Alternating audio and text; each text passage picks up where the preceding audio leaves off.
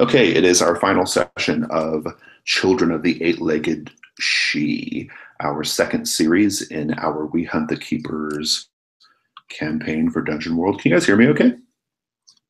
Awesome.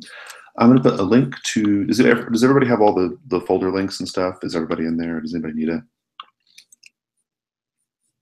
I'm in there. There's 3 of us in there only, though. Okay, someone is missing. Let's find you guys a link. Yeah, there's 2 people missing. I'll just put the folder here real fast. Downloading. So I want to go over a couple of things before we get going. It's the final session, and so I want to make sure we kind of reach some sort of conclusion with this particular branch of the story. A couple of things at the outset. I think there's a situation that might come up. It's possible. It's not guaranteed, but it's possible. There's a situation that could come up in which violence happens to Simon, which is normally like a breach of the protocol. Like I don't normally like for like violence against children to happen in my games. I think I'm gonna tentatively put that on the table, and if we can fade to black on a lot of it. It can just be kind of implied. But of course, the X card's always in play. So if anybody feels uncomfortable with it, just throw the X card. I'm totally cool with that. It won't bother me at all. So it's unlikely. I don't think it's likely to happen, but it could. As far as where we're at, I foresee 2 different. You guys have basically like a choice to make here, right? You've got there's really like 3 choices. You can press forward to the tree and kind of find out what that's all about. You can press forward with this quote elven shrine and find out what's there and what that's all about. Or you can circle back in a way and resolve the situation with this rumored keeper to be hiding with the Grey Rangers, right? Some of those things might all link up, but those are, I think, like in terms of like party goals, those are the 3 things that I think are kind of floating in the air right now that you guys can choose to go pursue. Does anybody have any out of character thoughts about that right now before we get going? I don't know if we'll be able to get to it all because there's you will not be able to get to it all. It'd be really, really unusual, and that's okay because the next series is almost like a direct continuation of this, right? Like in terms of at least the way I have sort of conceived of it so far, right? So I mean, it's called The Path to Dim Carcosa, right? Like it feels like a direct connection. So you don't have to get everything done. So it's just going to kind of depend on like what you guys want to pursue this time, I think. Right. I want to get back around to the what's his name? Brandon Barkbender. But we could do that in an epilogue or between sessions. So I'm not. I will tell you that doing either the station or the tree will help us with that. So okay. I think either of those choices is going to implicate Brandon Barkbender. So. Any other thoughts on like what you'd like to do? Maybe even like a sort of landing point for your character, like where because we're not going to see, for example, we may not see Steven's character for next time. So if you have any thoughts, Steven, about like we always have the epilogue to sort of tidy things up. But if you have any thoughts about what you'd like to do in particular, since the rest of these guys are definitely going to be here next time. Right. So I don't have a strong preference as far as where Hemet ends up. I think he could end up staying with the Grey Rangers, going off on his own, something like that. Mm-hmm. I do have a preference, since I'm not going to be here next time, trying to get to a good completion point or something like that. Okay. So I think picking, one of the things probably, since the next sessions are going to be about Dim Carcosa, I would actually indicate probably going towards the tree or the keeper being a slight preference. Yeah. Okay. Awesome. The shrine, of course, implicates Garrett's character in a pretty big way. But we've already kind of established why that is. So to some degree you have your answer, right, Archon? But there's more, right? Like there's clearly obviously more to learn inside that facility. But as far as like what your people did and like what was happening there, you have like the basic contours of that. So there might be more to it, obviously, right? But I would like to see Magnolia spend her last hold on Archon. That is, yeah. You still have to fulfill the one, right? Which is to take the boy to the tree, right? And so, exactly. So I would go to the tree if the hold doesn't tell me anything else, and the tree favorite. Yeah, that's the main thing. That's all she wants you to do. So. Yeah, because we left off last time with Archon saying that he wanted to leave anyway, right? So yeah, I listened to the last couple of minutes of the video. Yeah, that was like the last thing that happened was Archon saying, "I'm out of here." Yeah, so we can just take that bait and go to the tree then. And I don't mind splitting party too. Like I don't mind bouncing back and forth if you guys want to do that. We can just do fast smash cuts and make that happen. It's not a big deal. Yeah, I think like where we left it, Logan had no reason to go to the tree whatsoever, so he'd probably hang out and keep investigating this thing. Yeah. Okay, cool. Well, you kind of do, because there's some kind of indication that Brandon Barkbender's implicated in this a little bit, right? I mean, we don't know exactly what's going on, but it's a tree, right? Yeah, I mean, probably just go back to like where his actual tree is. If I was gonna yeah, that's fair. That's fair. Okay, cool. So, all right, let's just get going then. If there's nothing else. As always, just keep flags in mind. We might maybe like after one of the breaks we can talk about flags a little bit. So the scene is you're all at what we are calling the Elven Shrine, and what Van refers to as the home of space aliens. He has the Grey Rangers have their own like terminologies and nomenclatures here, and you're there. You've just discovered that the little device, this gunmetal gray box with the cables, is what's keeping that like magical force field, right? Like what you guys perceive to be magic. It's what's keeping it there. And you have deduced that if you just like rip those cables, it should power it down, and you guys should be able to enter into the shrine. Archon has stated pretty clearly that he's done. He's kind of assessed what happened here with his people. All those, and this is a long time ago. It's like ancient, like history, right? So, Archon has a thought. We'll just pick up straight from there with that scene. I think there was nothing like intense going on. You guys can just have that scene to talk a little bit.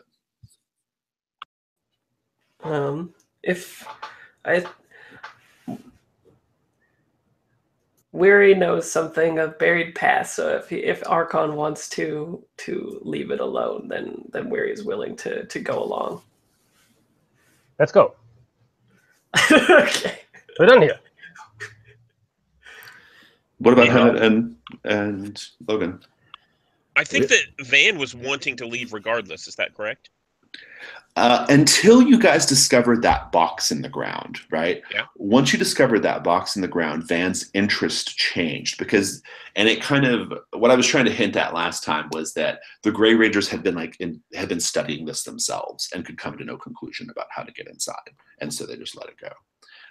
But now that like there's a hint about how you guys might be able to gain access, Van is a little more interested. He would still be okay with just leaving and going to the tree, but he's almost certainly going to share that information with Veritas, right? Okay. So I think Hemet will probably go with the tree. Go to the tree. Yeah. Well, Logan, what about you? Y'all have fun adventuring to the tree that you have no business going to, led by the boy who knows nothing about the tree. I'm going to figure out what this is all about. And I'll immediately unplug the box. Okay. All right. When you unplug the box, like when you like yank those cables, there's a sort of like slight hum, and what we would interpret as a powering down sound, like a kind of sound, right? And if you play with it a little bit, throw a rock or a twig against it or whatever, it'll just bounce off. So it's safe now. What do you do, Logan? I assume you are all leaving. Is this like after they left or during? Yeah, I mean, I just, as soon as I said that, I pulled the plug and I'm just going to do it. Yeah, I'm just going for it. So theoretically, they can see you doing this. They're still nearby. Yeah. They might be walking away, or they might be watching. I don't know. Yeah. Melissa, what do you do? I'm going I have a inside. map. Do you want a map? Sure, maps are good. Yeah, it's a Jason special as far as the maps go. It's beautifully detailed and rendered map. I will put it on the thing here. They are always so good, so good. I'm gonna put it on our picture board as soon as I can get it to upload there. Kind of doesn't want to. Maybe I can just insert one.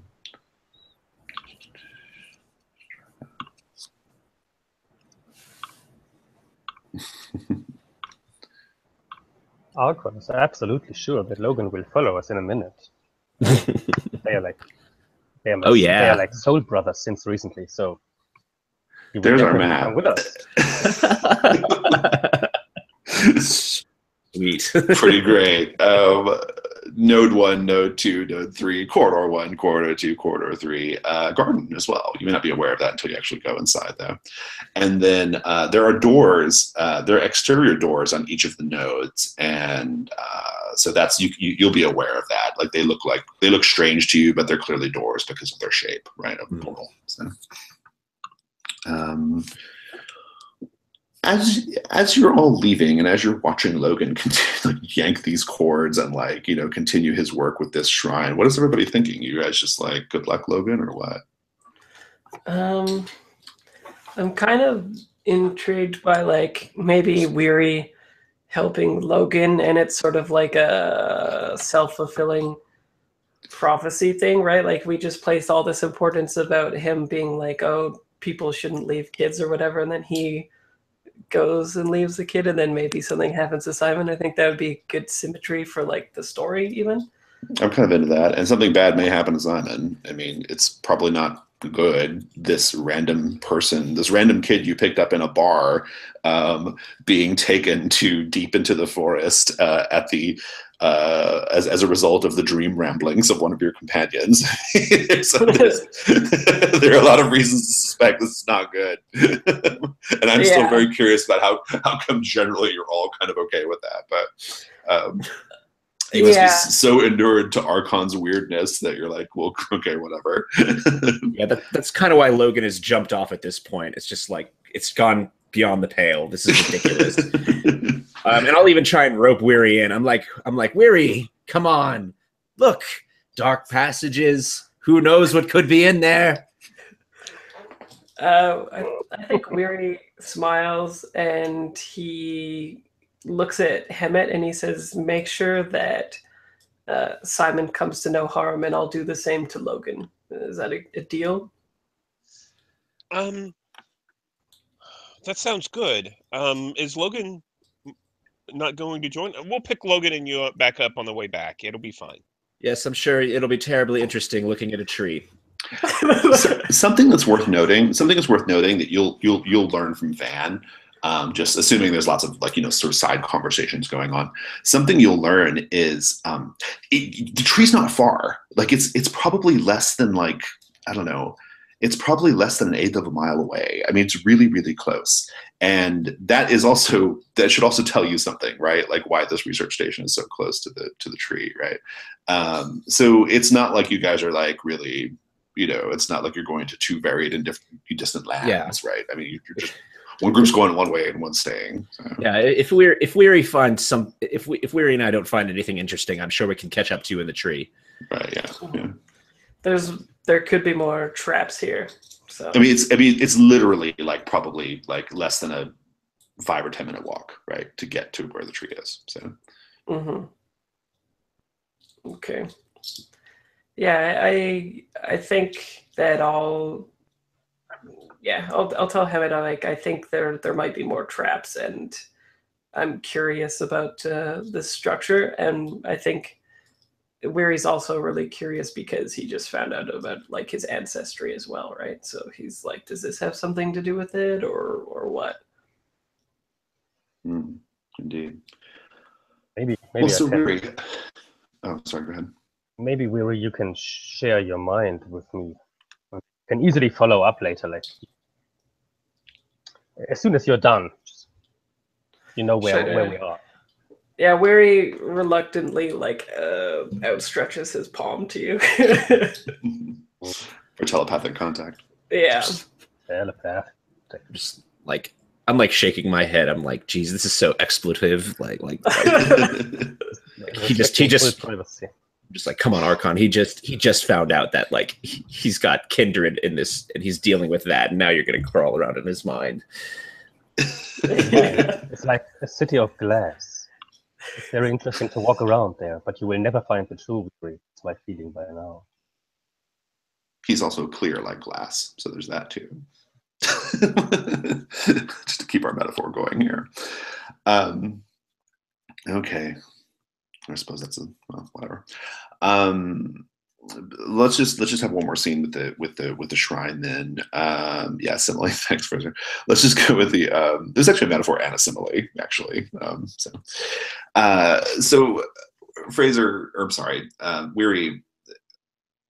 There are 3 doors around the exterior, 3 exterior doors, each door leading into one of these different like bubble-like domes. Which one are you guys going for first? I mean, that's what I want to know from both of you. Would it just be the closest one, Logan? Yeah, I mean, I'm just pointing to one of the doors, and I'm just gonna follow you in after you have led the way and check for traps or whatever you're going to do. No, just give me a number. Like, which one do you guys pick? Let's go with 3. Okay. So the door is on a hinge, right? It's like an iron or a shiny metallic hinge, I guess, and it's closed. What's your approach here, Weary? I think I'll feel for grooves. Okay. To see if there's anything that might like detail what the door is like and how it might open and stuff, as well as looking for some kind of like, maybe it's the same process as when he's looking for a trap, except he's looking for the release for the door. Yeah, I think that's good. I'll take that. Just roll trap expert. Okay. Let's see what happens. Because one of your questions on trap expert will help you, right? So. 8. Hold on, it does. Awesome. How many questions do you get? I get trap expert. I hold 1 because it's not a 10. Okay. What do you want to?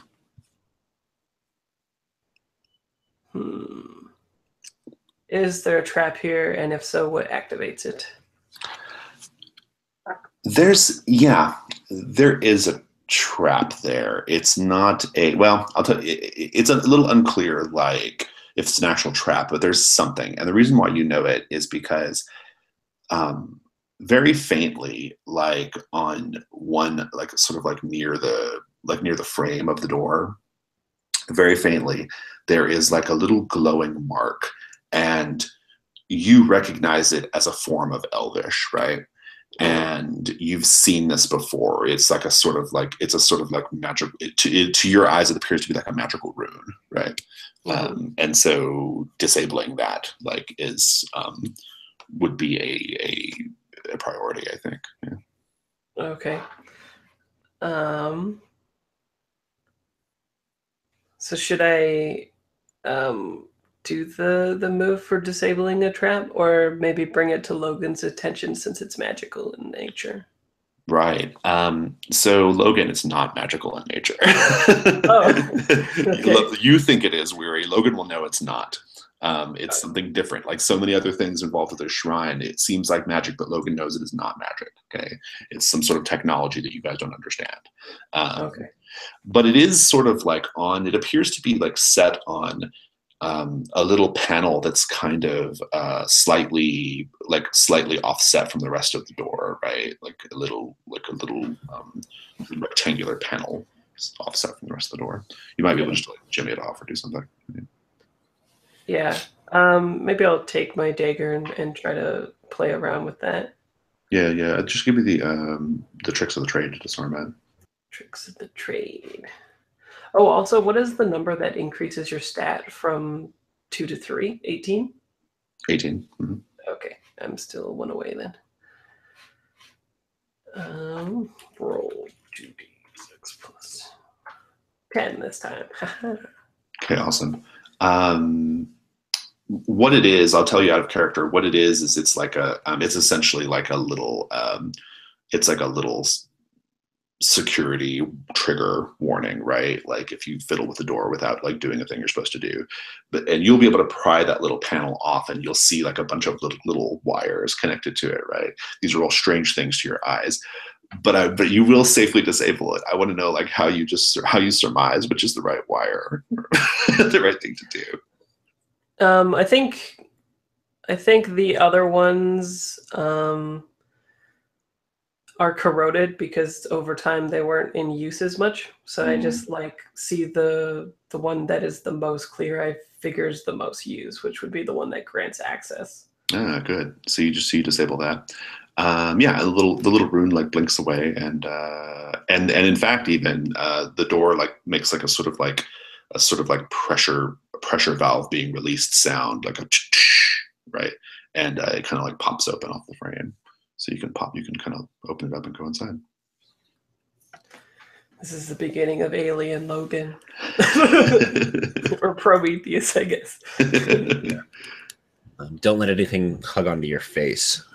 Yeah. I'm going to cut away from that before we get a little too meta.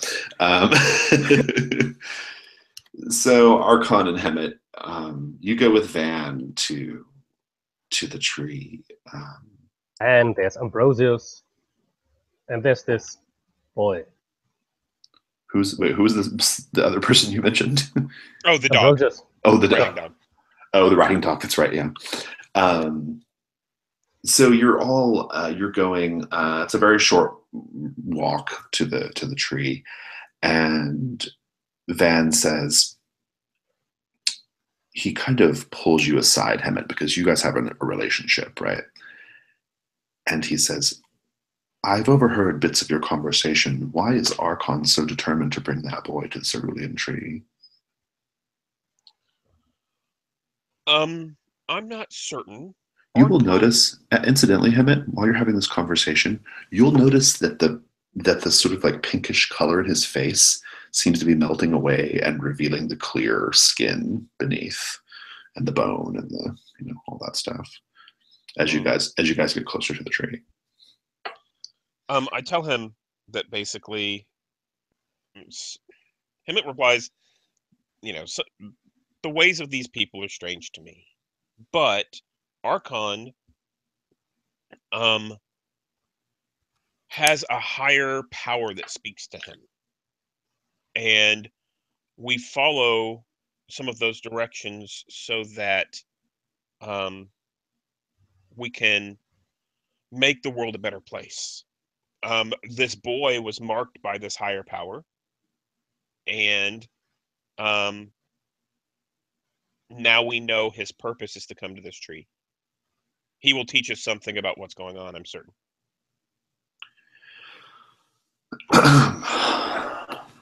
I will tell you, Hemet, that what will be,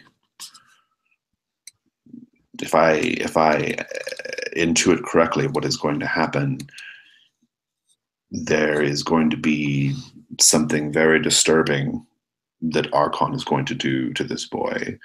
Something that, let's just say it's probably best that your companions did not join us, and hopefully they will not join us soon. The tree is our gateway to our home planet, but the only way you can reach it, the only way you can find the path, is if you achieve a certain state of enlightenment, and achieving that state of enlightenment is a brutal process indeed, though less brutal than it used to be now that we have Brandon's help. When you say brutal, have you been through this process? I have not, because I was born here, but there are some of us who were born here who have undergone the process in order to return to Carcosa. And of course the older men have undergone the process, but on the other side to come here. But you say that it's a brutal process. Have you witnessed it? Yes, it's a crucifixion. Oh. And you think that might have to happen to the boy? Well, before Brandon began his work, before he made contact with the tree himself, with its roots, we think. That's what my father says. It was a process that people often did not survive. Staying crucified to a tree for days at a time. You can do your best to comfort them, but it is not safe work. But in the end, you are able to see all. You are able to see the path and make the journey. Can you think of a reason why the higher power from Archon would be interested in this boy making his way? Maybe he is of your people. He looks and says, he is not, because if he was, his true color would be showing right now. As we get closer to Carcosa, it reveals us. I ponder on that for a little while. Do you go to Archon about this? Can you stop your chattering there? Ambrosius and I need to put all our attention in finding our way back to the tree. We should be close now. And concentrate. Van says, yes, we are nearly there, Archon. I think I'm going to go to Archon and tell him, and I'm going to say, you remember your vows about leaving this, about taking this boy, that he would be returned to his family unharmed, and that we would do so as soon as we could. You remember this? Yes. Okay. I good. did so. I said I do my best to bring him back. Yes. Unharmed. Okay. Good. But the boy is safe, isn't he? I'm going to do my best to keep the boy safe. I'm just concerned, as we approach this tree, that there is a danger involved. And since there's only half of us now, hopefully, we can do our best. But we might have to leave this place. As you approach, I'll tell you what you see. There's a little cabin, kind of like on the path. And then just beyond that little cabin, you see the tree. It's appropriately named because it's cerulean in color, which is a sort of bluish green, right? And it's strange that like it's like the bark is just this solid color, much in the same way that like the people that these Carcosan men and women are a single solid color with no variation or shade, right?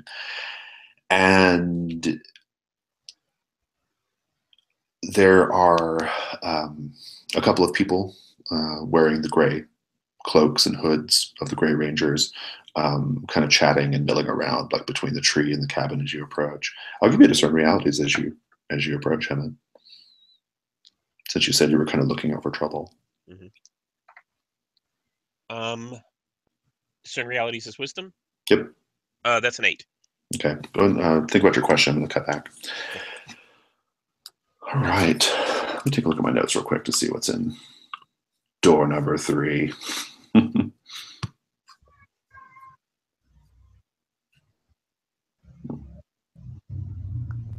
So inside this room, it's about the size of it's like I said, it's about the size of a small house. And there are, this is what you see at a glance. For one thing, there are strange lights overhead illuminating the whole space. So you don't need torches or anything. Sort of like a sort of buzzing, glowing strips of white light up above, right? And inside the center of this node, there are what appear to be like sets of large metallic brackets, like really big, like about the size of like I don't know. They reach up almost to the top of the dome, so they're maybe about like 10, 12 feet tall or so, right? These big, large metallic brackets that are kind of shaped like this, the way my hands are kind of pointing right now, right? And there are 3 of them, right? It looks like something used to be like inside in the middle of these brackets, right? And the brackets have wheels, like they can be moved around.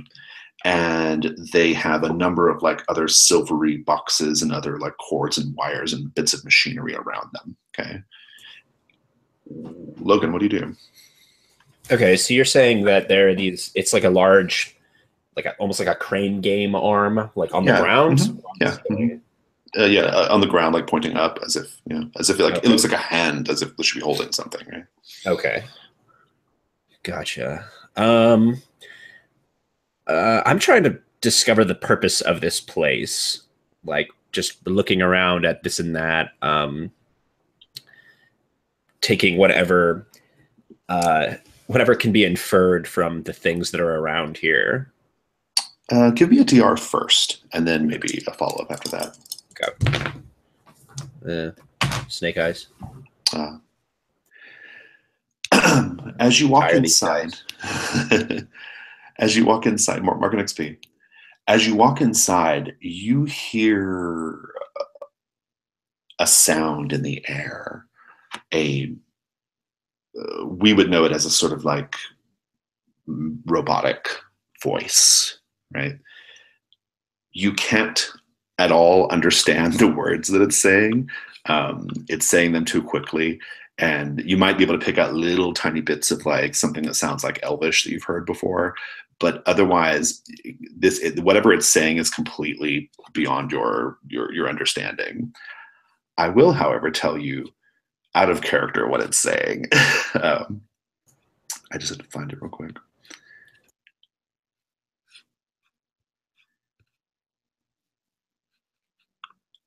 Out of character, what this little voice says, like in the air, right? Like kind of making an announcement of sorts. It says, damn it, where are my notes? Sorry. It says, new life forms detected, initializing biological identification protocols. New life forms detected, initializing biological identification protocols. It repeats that a few times. You guys have no idea what it's saying. Well, so what do you do? I'll give you a question off DR. Okay.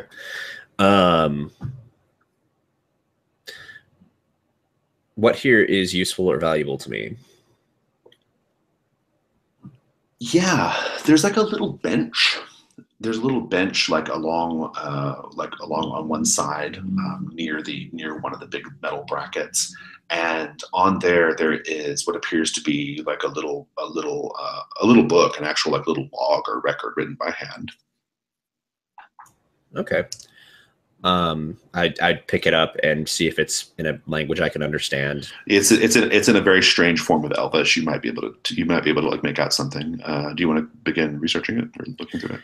Yeah, as long as that like voice stops. If the voice does stop eventually, it does eventually stop. It doesn't it says it like 4 or 5 times and it's done. Okay. If it was going to keep going, I probably would have just stepped outside to look at the thing, but I'll stay in here and look at it. Weary, what are you doing? I think I'm just scoping out the place, especially I think I'm walking around with like raised hackles as soon as the voice is going off and stuff, and I'm probably looking around for another control panel to like shut it off until it does, kind of thing. Yeah. Give me a DR at any rate. I mean, you'd be looking around, right? Okay. DR is wisdom? Yep. Or intelligence? Wisdom. Am I good at wisdoms? I'm okay. All right. Time to start feeling. Oh, 7. Just barely. What do you want to ask? I think the one that would make the most sense is what is about to happen, because I'm specifically looking at the like sirens and all that stuff. Yeah. So I might ask you how you know this, but what's going to happen is it's going to continue it's going to continue. Whatever this voice is, it's your presence is what's causing it, right? And maybe you perceive it as some sort of entity or spirit or spell because you think maybe you've encountered this sort of thing before. But whatever it is, it's going to eventually figure out who you are and whether you belong, and then take action. Okay. You might perceive it as maybe like the guardian spirit of the shrine or something like that, right? Yeah, I'm thinking maybe like we have a similar kind of spell or something going on that the Shadow Court uses, right, when people enter. So I'm thinking like this is the parallels between this and that are too strong to ignore. So I think I'm sort of prowling around looking for a mechanism to disable it.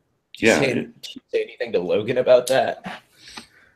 Yeah, like maybe you're like looking at the book, and I say I think we've triggered a guardian here.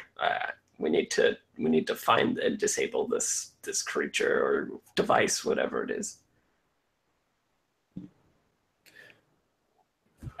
And I know that like there's nothing like magical about this place.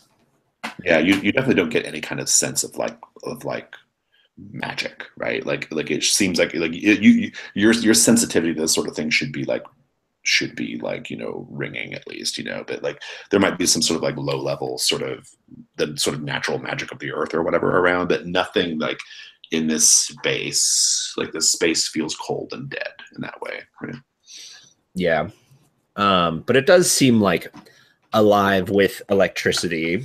Like that seems pretty apparent. And you know about electricity. That is something you know about. Yeah, that's right. That's right in my wheelhouse. Like, yeah. I'm wondering if I can just like leech all of the electricity out of this place and see if that might help us, either by casting a spell or performing a ritual. Just don't zap me again. I think that's an interesting idea. Yeah, that's an interesting idea. What would if it were going to be a ritual, I think it might just be a spell.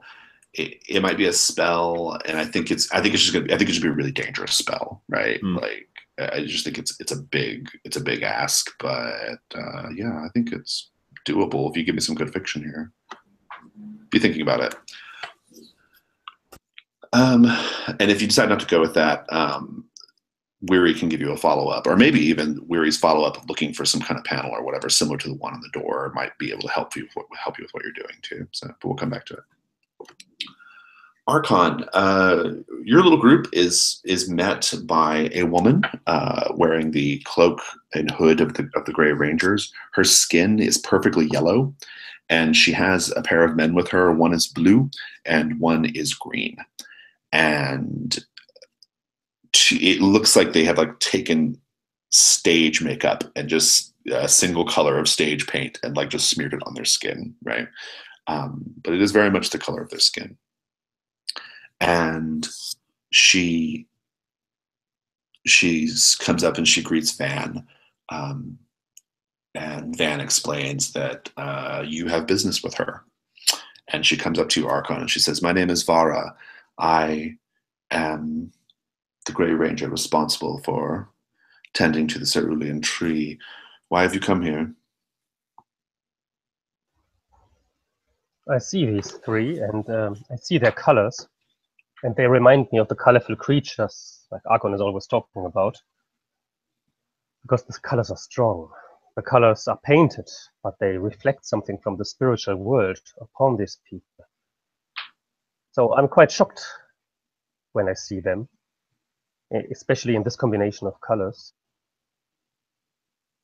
I hold my hand up and say, "1 second. I need a second with my companion." I turn to Hammett. Hammett, I don't know what's going on next with me. I have a moment. I feel like being with myself. I learned something about morality, and what you said to me about the boy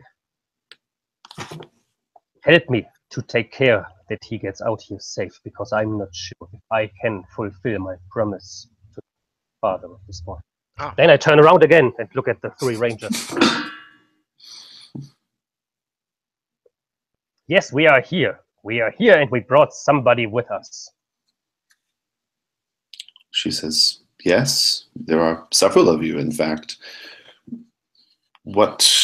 Again, I repeat my question. What business do you have at the cerulean tree? Has Van explained to you what this tree is?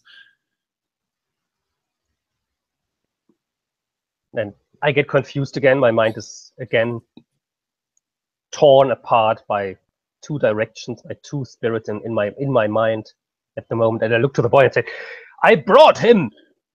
I brought him!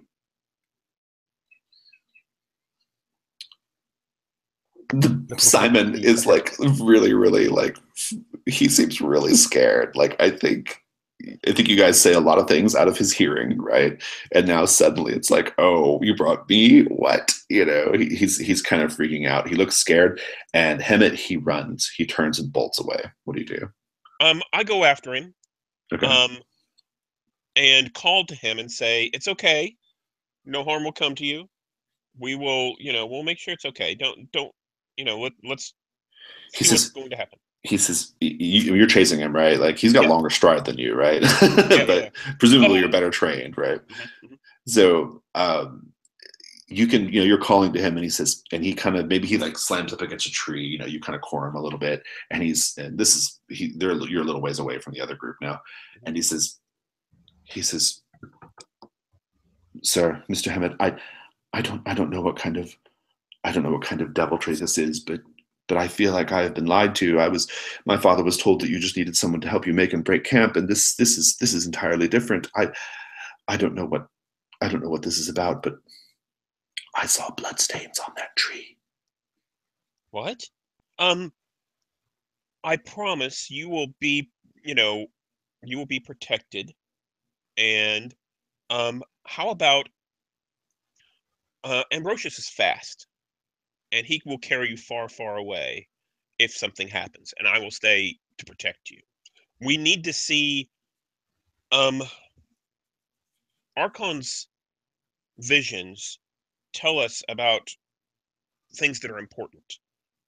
And I think Archon has said you're important, and that you're important in this place. And I don't know why, but I think it's important that we understand what's going on. You notice his throat beginning to swell up. Like the skin is distending and puffing out like a bullfrog, right? He doesn't seem to even notice this is happening. You do, though. What do you do? I think I reach out and I kind of touch his shoulder, and I say, are you feeling well? You seem to have some kind of problem. And his eyes roll into the back of his head, and his head like lolls back up against the tree, opening his mouth up almost like a hinge, and like a big brown tarantula is like crawling out of his throat, out of his mouth. This should not be possible. Right. You think about this for a second. I think Hemet. I'm going to cut back. Let's take our bio break. 2 minutes.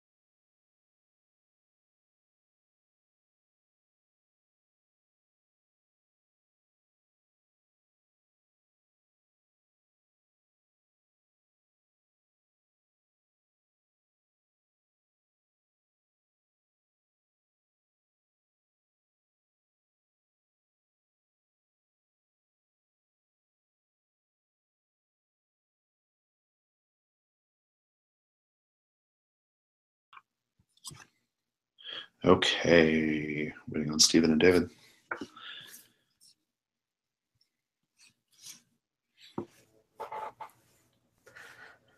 The situation is getting so weird and intense. Yeah, but that seems to be like kind of the norm for the fourth session of each of the series. Eh? Like everything always builds up and culminates into something. Yeah, it reaches this climax of just like madness, right?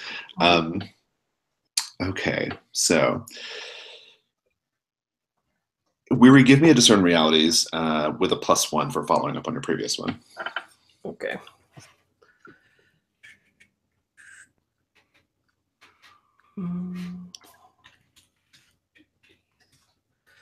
It's 8. 8. Okay, you got one question. I don't know. I guess a few of these questions could be what I'm looking for. Like I could see who's really in control here as being the answer to it. Same with valuable, and same as like what should I be looking for kind of thing too. Sure. Yeah. But maybe for Logan's plan, in case I can't figure out the trap, maybe who's really in control here, and I'm like putting my ear to the wall of this place and trying to like locate the hum of like where all the power is going to, and just feeling myself along the walls looking for exactly where the power like culminates to, like a like breaker box or something. Yeah, I like that. That's good. Whatever it is, whatever is providing power to this facility, it is you can detect based off vibrations, essentially vibrations, and maybe like heat radiation coming like on the floor or something. It's definitely coming in from a more westerly direction, almost certainly the node number 2. Okay. Logan, I think it's coming from this direction, and there's probably I'm probably looking strange because I probably have my like ear pressed against the wall, and I'm like I feel it coming from this way. Let's go. Indeed. And there's a door there, right? That kind of connects you up that way. Mm-hmm. Okay, so yeah, do you guys just go? Do you just pop that door open and go in? You go that way? Yeah, I think so. I think Weary is pretty entranced with what he's doing, that he would just like go and say, come on, kind of thing. Yeah, this door has a more like traditional, like kind of like lever, heavy latch lever thing. You just kind of pop it and push it open. The corridor itself is actually interesting because on the one side, on the north side of the corridor, it's like solid and silvery, but on the south side of the corridor, it has lots of like open air like arches, right, that let you walk into the garden area and look. And right now, you can look directly into it. And inside, what you identify as a garden, even though it's a strange looking garden, because you'll see a number of little rows of boxes on the ground that are covered with like sort of glass bubbles, and you can see some plant life in a couple of these bubbles. So I was looking at this book. Have I figured anything out about the book? Yeah, I think if you, I'll give you just like a quick, like a cursory bit of like information. You may have to like spend some more time reading it to get the deeper information. But just at a sort of glance from quickly reading through it, the book is all about notes. It's notes about this device, these prongs. It's notes about this device. They seem to indicate that like something about this device is what allowed them to reach this world, and you also recognize the Elvish word for cerulean because it's probably really close to cerulean. And so you think there's probably like some kind of connection to the tree. That's what you'll learn just as a quick perusal. But okay, there's clearly much more information though. So, Weary, you're in the lead. Where do you go? What do you do? I think there's a moment like on screen where he's feeling along the walls for this pulse to figure out which way, and he like sort of is enamored for a few moments at like the plant life. Mm-hmm. But ultimately continues on along the walls to find the source of it, because I think the longer that he takes, he's worried that something's going to come and hurt us. Indeed. There's a door at the end of this corridor, even though I didn't draw it on the map, but there's a door there. There's a door at the end of the corridor, just like the one that you just came from, and it pops open and you can go inside that node as well. It is also lit by these like white lights overhead.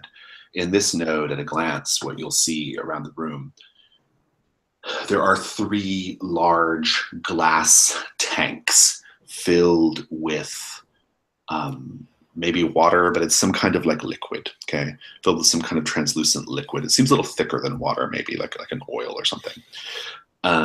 These 3 glass tanks, and inside the glass tanks, there are 3 creatures that are very reminiscent of the creatures you encountered last session. The first of these creatures, let me grab my notes. The first of these creatures is, it just looks like a sort of mustard yellow blob with like 6 eyeballs, just kind of floating in the fluid. There is a green crab, but where the crab's eye stalk should be, it's just a mass of tentacles kind of curling up and out. And then there is, in the third tank, there's a sort of red 4-legged creature, kind of like a cat, a predator cat or something, but it's like perfectly red, and where its face should be, there's just a single large eyeball, no mouth, no nothing else, just an eye inside like where the face should be. And these things are just floating in these like 3 large vats. Do they just appear to be like preserved, or do they seem to be alive? They seem to be preserved. It's a little unclear, but you've seen similar things, right, Logan? Like in your studies, like, like body parts and things being preserved by maybe some of the more unsavory members of your order, right? Right. Back to Hemet. Hemet, a spider has just crawled out of Simon's mouth, and Simon like kind of snaps out of it, and he sees you looking, I assume aghast at the spider crawling on his face, and he says, "Oh," and he grabs it and he like puts it back in his mouth, like he causes it to like kind of presses it back into his mouth and begins to like swallow it. What do you do? First I'm going to spout lore. Okay, see if you know what this is. Yeah. Sure, yeah. That's an 8. Okay, something interesting? Yep. Your people have legends of people who have been who are referred to variously as various things, but principally nests for spiders, right? Yeah. And this you've heard tell of such things. You've maybe never seen one. How do you know so that? I think well, I told you. Yeah. Tell me a little bit more about like why your people know this, I guess. So I think that I come from like a grasslands, and spiders are usually something that nest in the ground. However, it's kind of a nightmare story told to children, to tell them, don't go messing around in places where you shouldn't go, because if you go into an unknown area, the spiders might, nest inside you, like they nest inside the ground. Nice. So I think this is, basically Simon kind of grabs the spider and starts to put it back in his mouth willingly. And I like reach out and I grab his hand, and grab, to prevent this. What happens? He can't stop you. I mean, the spider will like kind of just wriggle out and kind of rest on Simon's face for a minute, and will eventually make its way back into Simon's mouth. So I say, don't let that thing. It will. Spiders will kill you. The spiders will nest in you. He's like, no. He's like, that. It won't kill me. What is this thing? You seem friendly with it. He kind of like looks a little like It's like I I've I've always had spiders in my body. Okay. Is this the biggest? He says, yes, there are small ones too, though. Can you get them out? Do you know, you might be sick. We want to help you. No, I'm not sick. What do the spiders do? Do they? And then he starts to like, his eyes get a little like glazed over, like he's not sure what's happening, or like he's like half asleep or half awake, you know? Mhm. And he says, I'm not supposed to talk about it with anyone. Who told you not to talk about it? It's very important to our safety. The spiders say not to talk about it. They say that if people knew that they would hurt me. I'm trying to decide who would know best. I think I'm going to say we must discuss this with Archon right away. And because Archon hasn't actually seen the spiders, right? Archon's the only character who has not seen this yet. And I say, prepare yourself. Actually, I'm gonna, yeah. So I'm gonna, take Simon back with me back to the camp and tell Archon I must speak with him alone. Hmm. Yeah. And once we get there, I tell Archon, let's go to the edge of the forest. There's something we must discuss. This is taking place just like near the tree or whatever. Yeah, just outside of the camp, so that Yeah. the others can't hear you or whatever. Yeah, or can't see us either. Yeah. But I say you do not take Simon with you though. So I drag Simon back with me. Yes. Okay, all right. So you're gonna have Simon with you when you talk to Archon, is what I'm asking. Yes. Okay. Yes.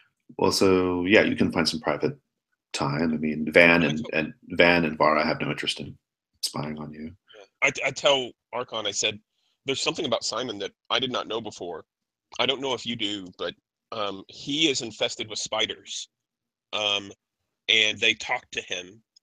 This is a nightmare where I am from. Is it okay for you people? Well, you can see Archon as unhappy as he has never been before. Moving involuntarily, as it seems, it's as if he's really torn apart by the two minds inside of him. And he's very, very slowly drifting into the spiritual world and not really listening to you anymore. Well, spiders. Can you speak to Simon in his mind, like you did to me, so that you can understand what these spiders are saying? I need to touch him, but I cannot. I can't touch thing that he brought Damn it. here. I need your help. What do you need me to do, Archon? I need to touch him. So I will actually reach out to both of them and grab their hands. Is that good enough? Try. Okay. So if that doesn't work, I will put their two hands together so that they are touching. So you are the link between the two of us. I can be. So Archon, this is the first time you've actually like mind melded with Simon, right? You haven't done it up to this point, correct? No, I shouldn't. I'm not supposed to. Give me a discern realities. Ooh. I don't want to. What'd you get? I get a 10. Okay. You can ask Questions? This is strong. Who's really in control here? Malgolian, all the way. Didn't want to know.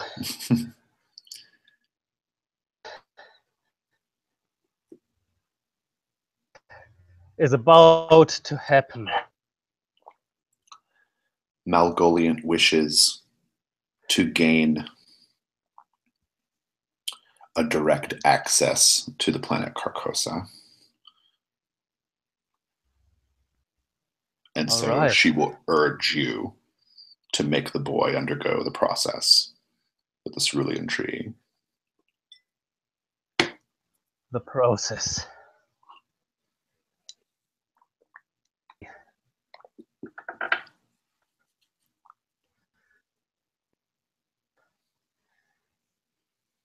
Part of the web. Allowed. That's actually pretty. That's pretty close to what she's doing. Yeah. Yeah, like we say crucifixion, but we don't care about the crosses. It's a spider web, actually. Do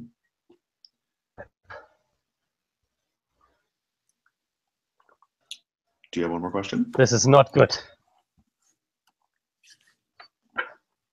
Be on the lookout for. And me is the part which is not under Malgolia's control. Oh, I see. Go to the father. Mm. Is there anything I can do? You should be. So obvious. You should be on the lookout for a way of destroying Simon immediately, because his presence in the world is a great danger.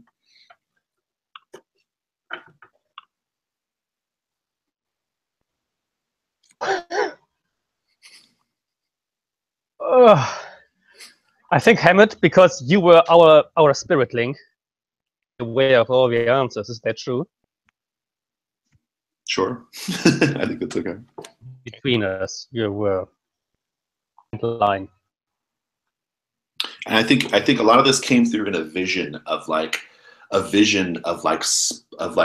canopy of this tree, which was actually bare before leaves. It was just branches. But in your vision, it becomes like increasingly filled with it becomes a canopy of cobwebs, right? A canopy of webs instead of canopy of leaves on the cerulean tree, indicating that Malgolian very much wants to become one with the tree.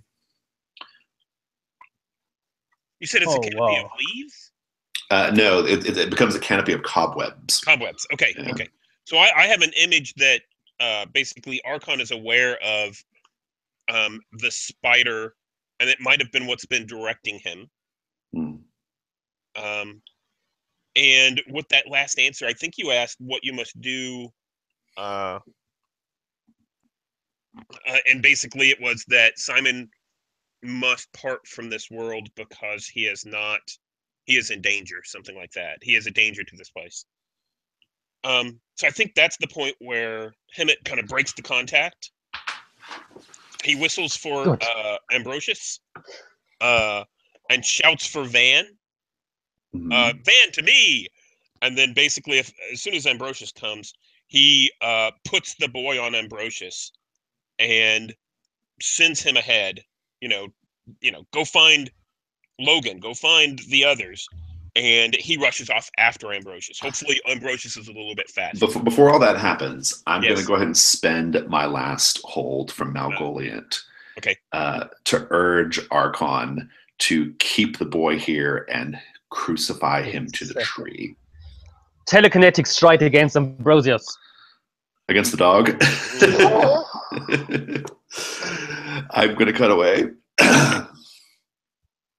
And may I send, in that moment to Weary, the vision of us three being encapsulated by spider webs and getting lost into food? It's breached at that moment. Indeed. I don't know what they're up to, but it's not good, Weary. Yeah. Also in this room with the three tanks, there's a large. It's almost like a sort of like an obelisk, like a large shiny black glass obelisk in the room, and it's humming, right? Okay, so Logan, do you think this is the thing that you could disable with your spell? This is definitely it, Logan. I think it will be a ritual after all. And I think the place of power is this like obelisk itself, because it is a literal place of power, right? Mm-hmm. And so I think what the requirements are going to be,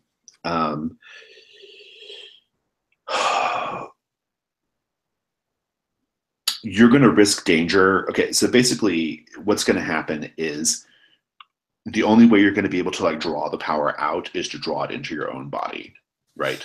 It has to have a place to go. And you will draw it into yourself, process it, and then release it into the ether, right? You're going to risk danger from that, basically, right? That could be incredibly dangerous to you, right? Like very, very high level of danger.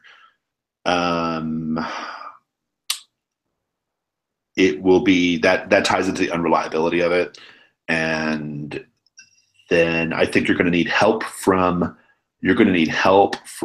Weary, because you may like lose control of your body and your faculties when this happens, right? So if you want to go that route, those are the terms. Okay. Yeah, I don't know if I'm actually that interested in doing that. It might kill me. It might kill Weary. It might not work, and I don't even know what it's doing.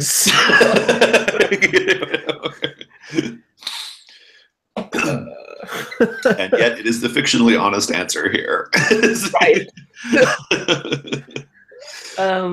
I could try to like disable it or something. I mean, I don't even know if we need to turn the thing off. I don't. Yeah, you don't really truly know what's even really happening, right? Like, I don't. I need more information before I'm gonna pull the trigger on doing something this dangerous. Can I tell like anything else about what's going on here? Like, is it producing these strange creatures and putting them out into the world? Is it? No, it's nothing like that. It's just a power source. It reminds you of like, I think back in your order, there used to be like, your order used to use like certain types of crystals, right? That would like, power up various magical items. Right. Things, right. It's a similar concept. I don't mean the thing. I mean this entire complex. Is this complex? You maybe just spend some time continuing reading those notes, Yeah, unless Weary interrupts me with strange visions from Archon, that's what I'll be doing. And assuming you have your eyes open for it, there's another like work journal on a table nearby these 3 large vats as well. Yeah, with more notes in them. Yeah, I will be picking up anything that I can to gather information about this place before I try and interact with it any further. I think that'll just take a minute as you're kind of going through it. It'll take a little while. In the meantime, Weary, what are you doing? Yeah, I think Weary is pretty convinced that it's a bad thing that, like, there was that cycle of this place being aware of us. Has it started again ever, or is it just the one time? No, just the one time. Okay. And I'll just be conversing with Weary about it. I'm like, this place is all manner of strange, but I don't know what its purpose is. I don't know what it's for. Have you any guesses? I'm not sure what the purpose is, but I think that I am convinced that the earlier speech that we heard that was foreign was a warning for us. So if we are going to proceed, I think that we should attempt to disable whatever countermeasures might be here. I have heard, and then he kind of like looks off and he's like, stories of places where such countermeasures are introduced, and I wouldn't want any of that to happen to us. Well, then I suppose we should just step outside while I read these books. Yeah, you don't have to stay in there, right? I mean, that's the. Yeah, that's true. Okay. I don't want to mess with any of this mechanism. It could be delicate or it could be dangerous, like you say. Okay. Yeah. That's fine. Why don't we leave that, and then maybe as we exit the door, that would be a good time to get the vision from Archon. The vision of the danger. Yeah, like you suddenly are aware of all kinds of crazy shit going on a little ways up the road. I want to cut back. Archon, is your plan to like Psy Blast Ambrosius to prevent him from taking the boy? Yes. Okay. So you are going to try to fulfill Melgoliant's stricture here, or her command. Okay. Okay. And I hope that Hemet can stop me. Yeah, I assume Hemet will give you an opportunity to do interfere after the fact, Hemet. Archon, just give me the Psy Blast roll.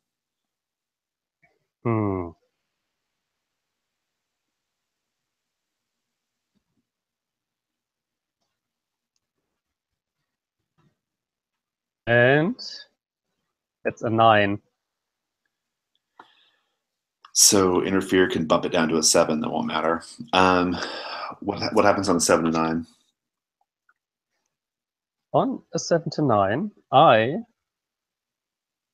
but I have to choose one. Okay. Okay.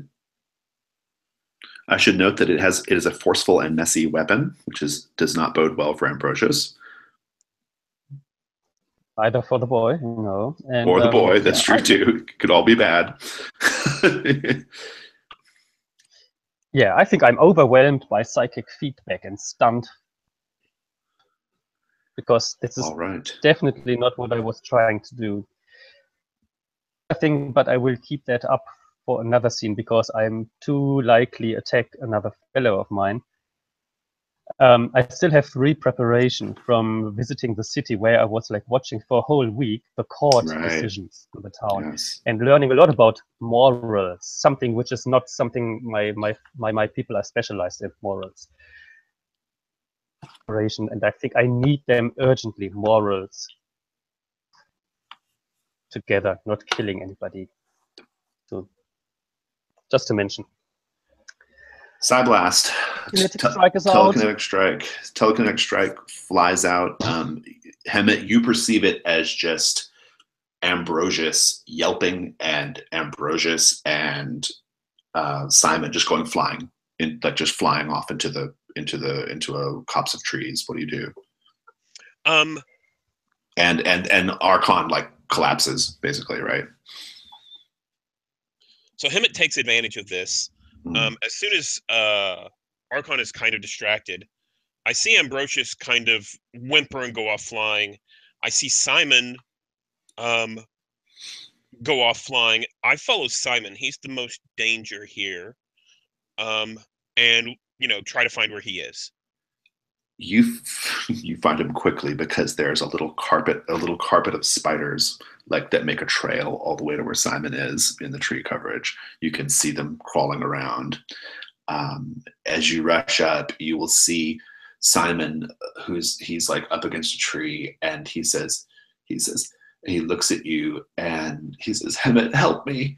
And then he raises up basically like a stump leg that has hundreds of little spiders pouring out of the wound.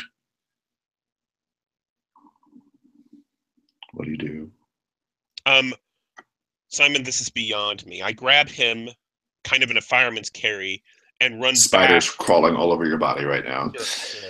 And do they bite? Do they come after me? They're just crawling around, yeah. Okay. And I run as fast as I can back to away from Archon and back towards the elven shrine. Well, then you'll probably encounter the group then, right? Yeah. You guys find it is as described. Hemet is running with this boy who's bigger than he is, even like slumps, thrown over his shoulder. You see spiders crawling all over both of them, and you see that Simon has a leg injury. In fact, the lower half of his right leg is missing. What do you guys do? Well. So as I come running up, as Hemet comes running up, he says, I think Archon worships a spider demon, and the boy is infected and is a danger to this place. Well, that sounds about par for the course. Should have seen that coming. And Simon, if you slump him down, I assume you kind of hoist him off your shoulder or whatever down to the ground. He will reach his hands up to you, weary, and he has just this manic, pained expression on his face. His eyes are wide. His mouth is open and trembling. Spiders crawling the fuck out of it. and like little spiders crawling out of it over his face, and he's just like, "Help me, Weary, help me." What does Mongolian's venom do? Is it poisonous to spiders? Oh, you have Mongolian's venom. That's right. What are you proposing here? I want to try to use her own venom to kill her own children, basically. Oh, that's some sick shit. I'm kind of here for it. It's crazy. It's an interesting plan. I love it. Let's do a custom move. Roll plus wisdom, 10 plus, that works, and you'll save Simon's life. 7 to 9, that works. You will not save Simon's life. And on a miss, 7 to 9, you'll save Simon's life, but Simon's going to be in bad shape. On a miss, yeah, I'll hold the miss. So. Yeah, I see Weary doing this, and I'm like, this is the only way, and like just kind of nodding along and probably trying to hold Hemet back. Yeah, Hemet's basically brushing off the spiders, and then I see him pull out like a poison vial or something like that, and I'm like, no! Yeah, I'm holding Hemet back. Yeah. And I have Envenom. That was the last thing that I took, so I think it's very precise. Like I have like these needles, right? And I think that there's threads, like silk threads or something like that, connected to the vial that are dripping down to these threads, and I'm like just like working furiously to like get at all the specific spots I think would be good to hit. I love it. This is a good scene. On the spiders or on Simon? On Simon, right? On Simon, yeah. Like I think, okay. Just trying to get at like probably all the like sacks of them where they're coming from and stuff like that, killing them at the source. I see. So let's see what happens. Oh, I failed. A 4. I got a 4. You have preparation. Was that plus wisdom? I have preparation, yeah. I only have 1 though. What's your wisdom? 0. Yeah. So even if I spend it would preparation didn't even help, wouldn't work. Mark an XP. Yeah. It works. The spider colony, or at least the spiders that seem to still be in his body, are not coming out anymore. They appear to be dead. Simon, the whole time this is going on, Simon is crying. He's like weeping, and he's looking at you, Weary, and he's like, "Why would you do this to them? Why would you hurt them like this?" And he's just like, he just seems like frightened and scared for the spiders. Like those seem to be like his main concern, right? And he just is giving you a look like you're a monster. Like whatever you're doing is monstrous, and he hates you because of it. But he won't have much time to harbor a grudge because the venom takes him eventually too. He eventually seizes up and shakes, and his eyes go yellow and bloodshot, and his throat tightens up, and then he stops moving. Hold on.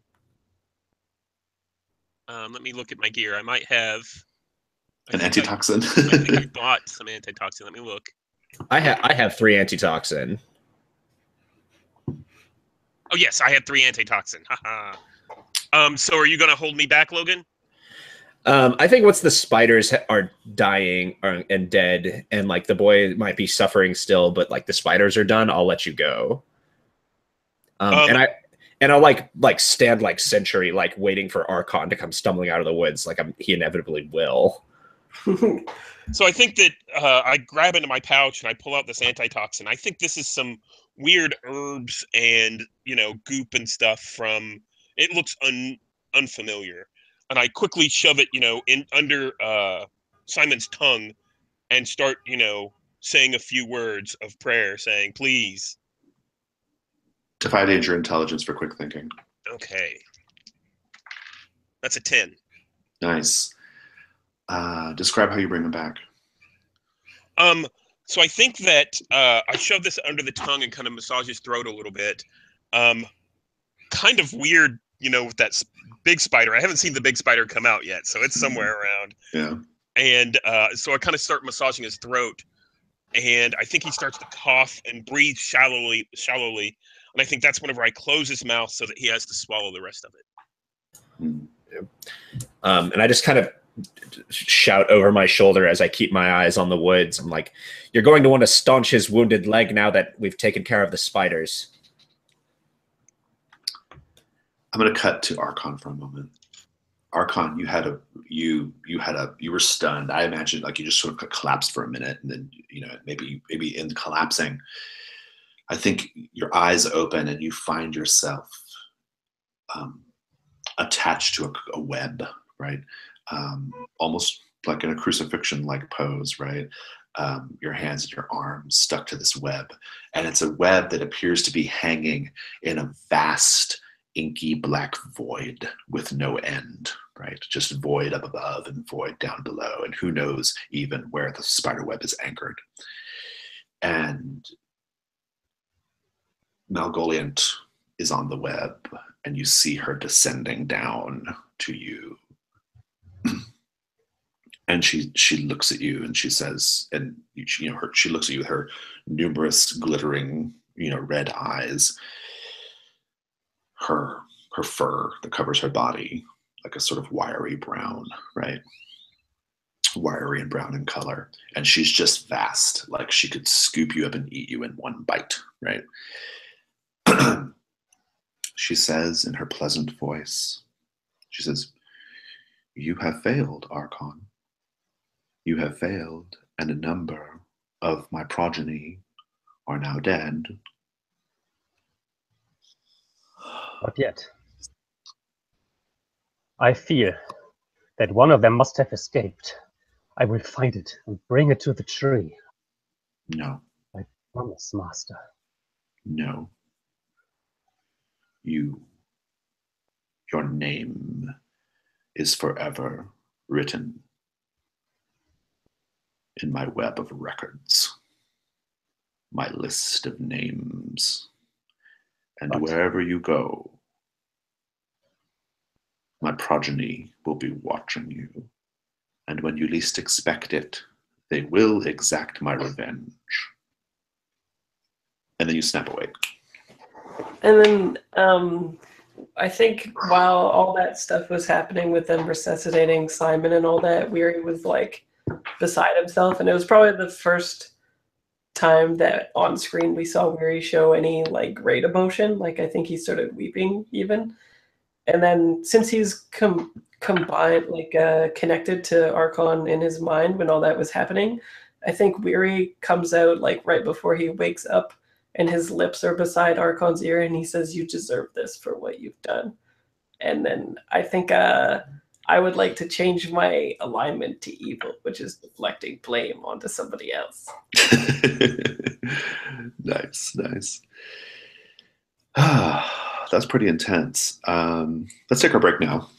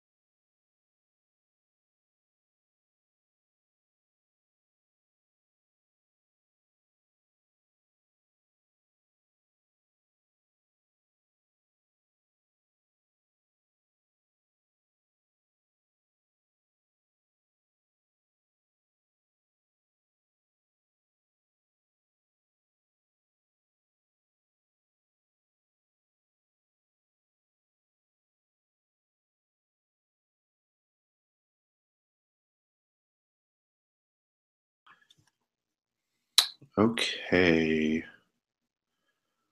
Let's. I'm going to place everybody in space time here real quick. Figure out where everybody's at. So, Weary, you kind of went over to Archon as he was waking up, right, and kind of muttered some dark words into his ear. I did that with the telepathic link after. Oh, right. Okay. After Mongolia did her thing. Right. Yeah, that's good. I'll type that in. Yeah, because I think Weary broke a little when, like, you know, Simon died and was like, "You're the real monster here" and stuff. Right.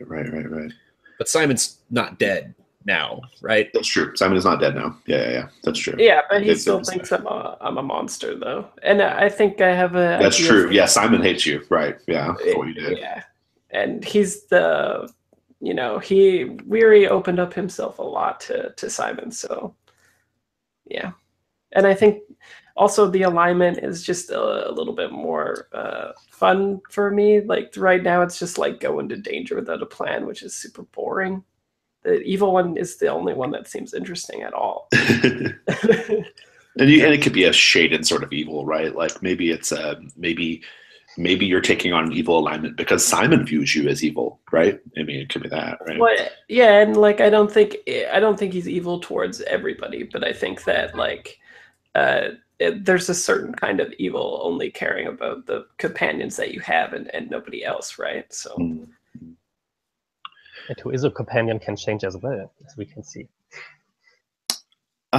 Before we leave that scene, or like as you guys are like kind of getting ready to, you know, like the situation is over, you saved his life, you need to patch up Simon's leg. You hear a voice from nearby that says, "I can help with that."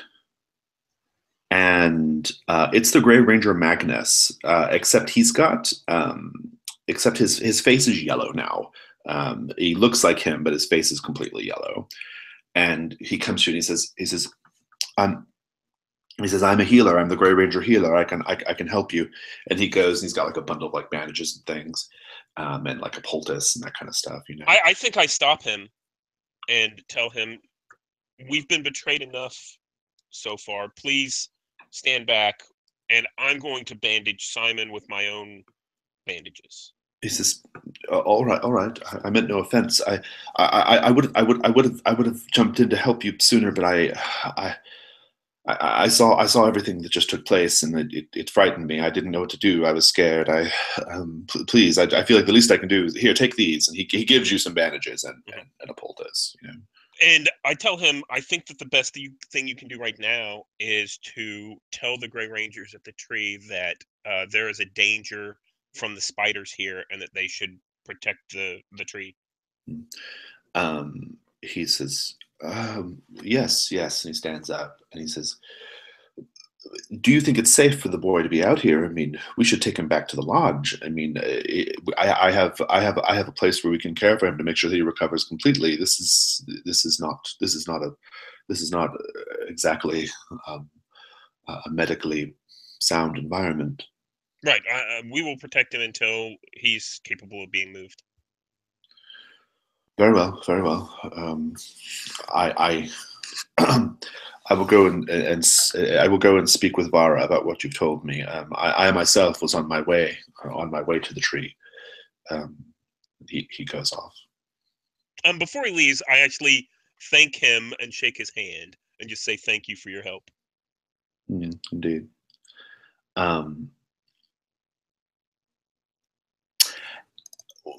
When you shake his hand, I think he's I think like he had taken his gloves off to like help, you know, to get ready to help with Simon, right?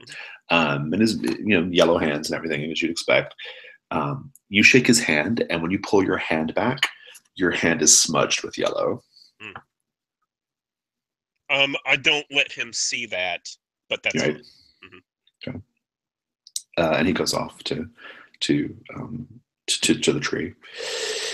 So as soon as he's out of earshot, I pull my hand out and show it to the others.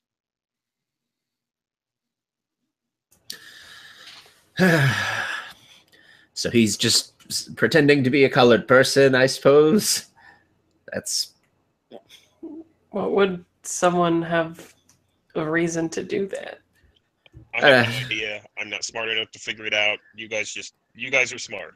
figure It's it out.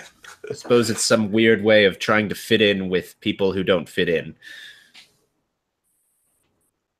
They hide themselves to look like they're normal, and he hides himself to look like he's strange. Sad state of the world.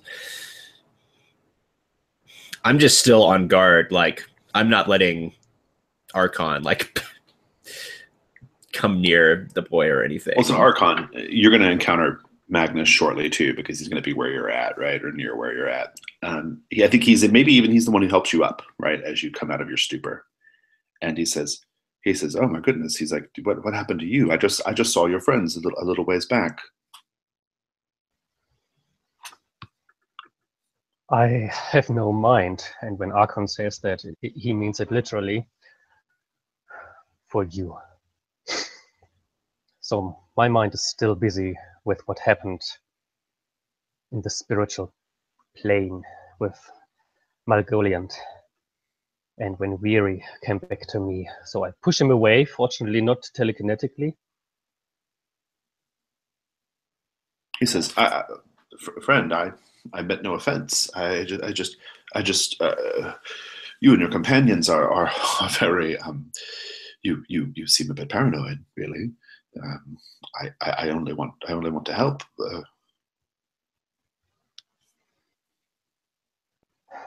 I don't know, but I have the feeling that he has something to do with all of it. I embrace him, and then I transform myself into a telekinetic cannonball. Do you try to read his mind first? I have just one focus left. So you do not. But I possibly can't help myself, and I think I would like to read his mind while being going through a cannonball like the forest to my friends, because what I would like to do is using telekinetic strike with its forcefulness against myself. Mm-hmm. So I don't want to use that move to only do damage, but I'm totally fine doing that damage and bam, and going as soon as I can like a cannonball. You're trying to hurt him for one thing, and then I will also hurt him and myself for sure. Right. Yes. Okay. As you embrace him, he whispers in your mind. He says, "My mind is closed to you, dwarf." Mm-hmm. So while being in the air, I try to break through his barrier. I try to enter him. Like, no matter what he says, I will manage it. I have just faced a semi-god cursing me personally. I'm ready to do this. An upfront telekinetic strike with somebody you're embracing will almost certainly kill him instantly, right? It'll also hurt you pretty badly, just the sheer force of it. You get the benefit of the Slay a Keeper move when you crush him with the telekinetic strike. Ooh. Magnus. Magnificent Magnus. All right, let's go for it. So for the move, which of the choices do you want here? Take a +1 ongoing to any move directly related to hunting the next keeper. Take a +1 forward to turn the key. Or do you want to, at the end of the session, give me 3 more images about their plan? I think with my recent connections to astral, spiritual, whatever planes, it's good to have an improvement in turning the key. Okay. Just make a note of that on your sheet somewhere. What does it look like when you kill him? I break through his mind, and I feel mental thorns going into my direction, and they hurt terribly. I don't care anymore about the physical pain I experience at the same time, but I smash back, and I do so by embracing him even stronger, and I'm like an antibody, like embracing him, like and completely getting the air out of his spiritual lungs, and that he's fading away while I read his mind and kill him by doing so. And you get a little bit of insight about, well, one thing you're going to learn is his key that he was responsible for is whatever is bringing these weird multicolored creatures into the world. Okay. And the force of the blast also hurts you. You take best of 2d10, no armor. So roll 2d10, take the highest.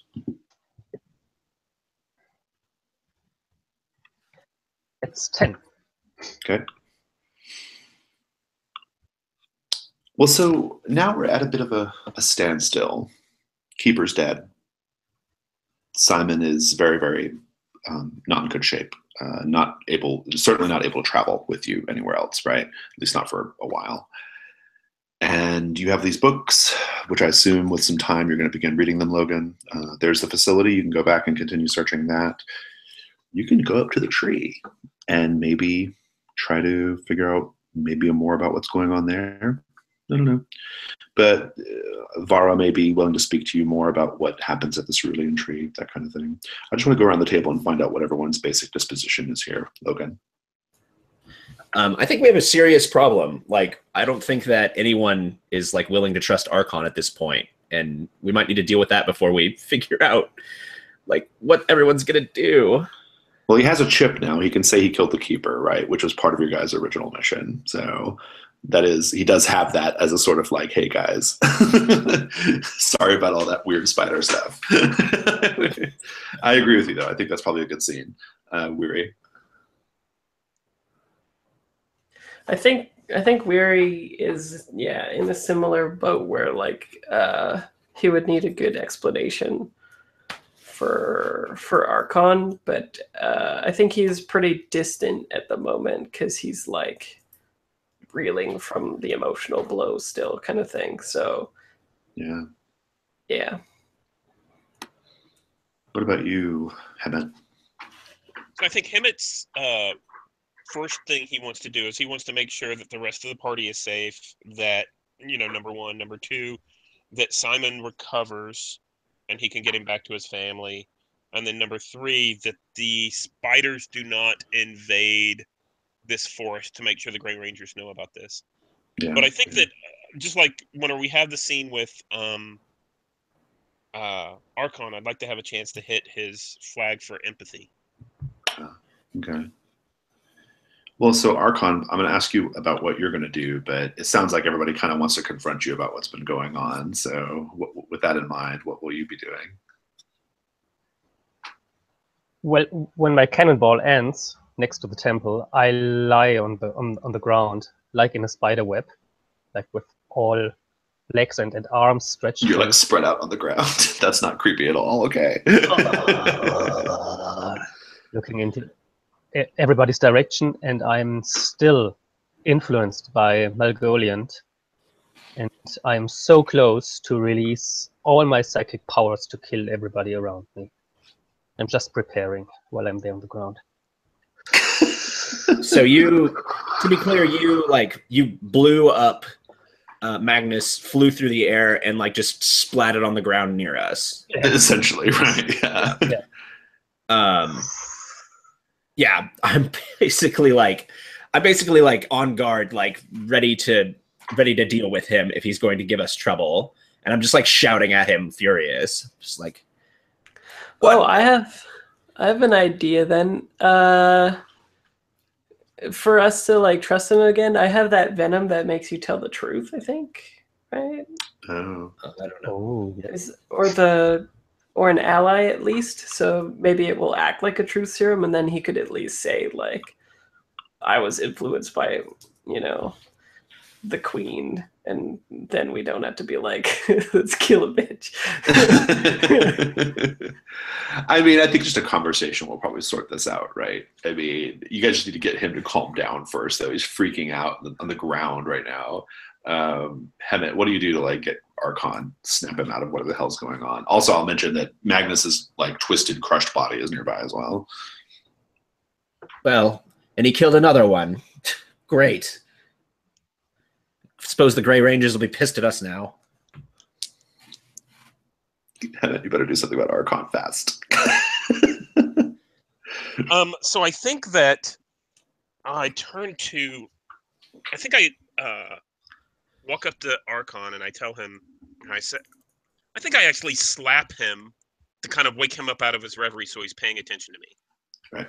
And not to cause any harm. And I say, why would you hurt a little boy like this? He was not in control of himself. He was influenced by a greater being. And how would you feel if someone came along and hurt you like you hurt him? And kind of gesture down to his leg, to Archon's leg with my daggers, and say, he has been grievously wounded and almost died from the venom. I'm listening.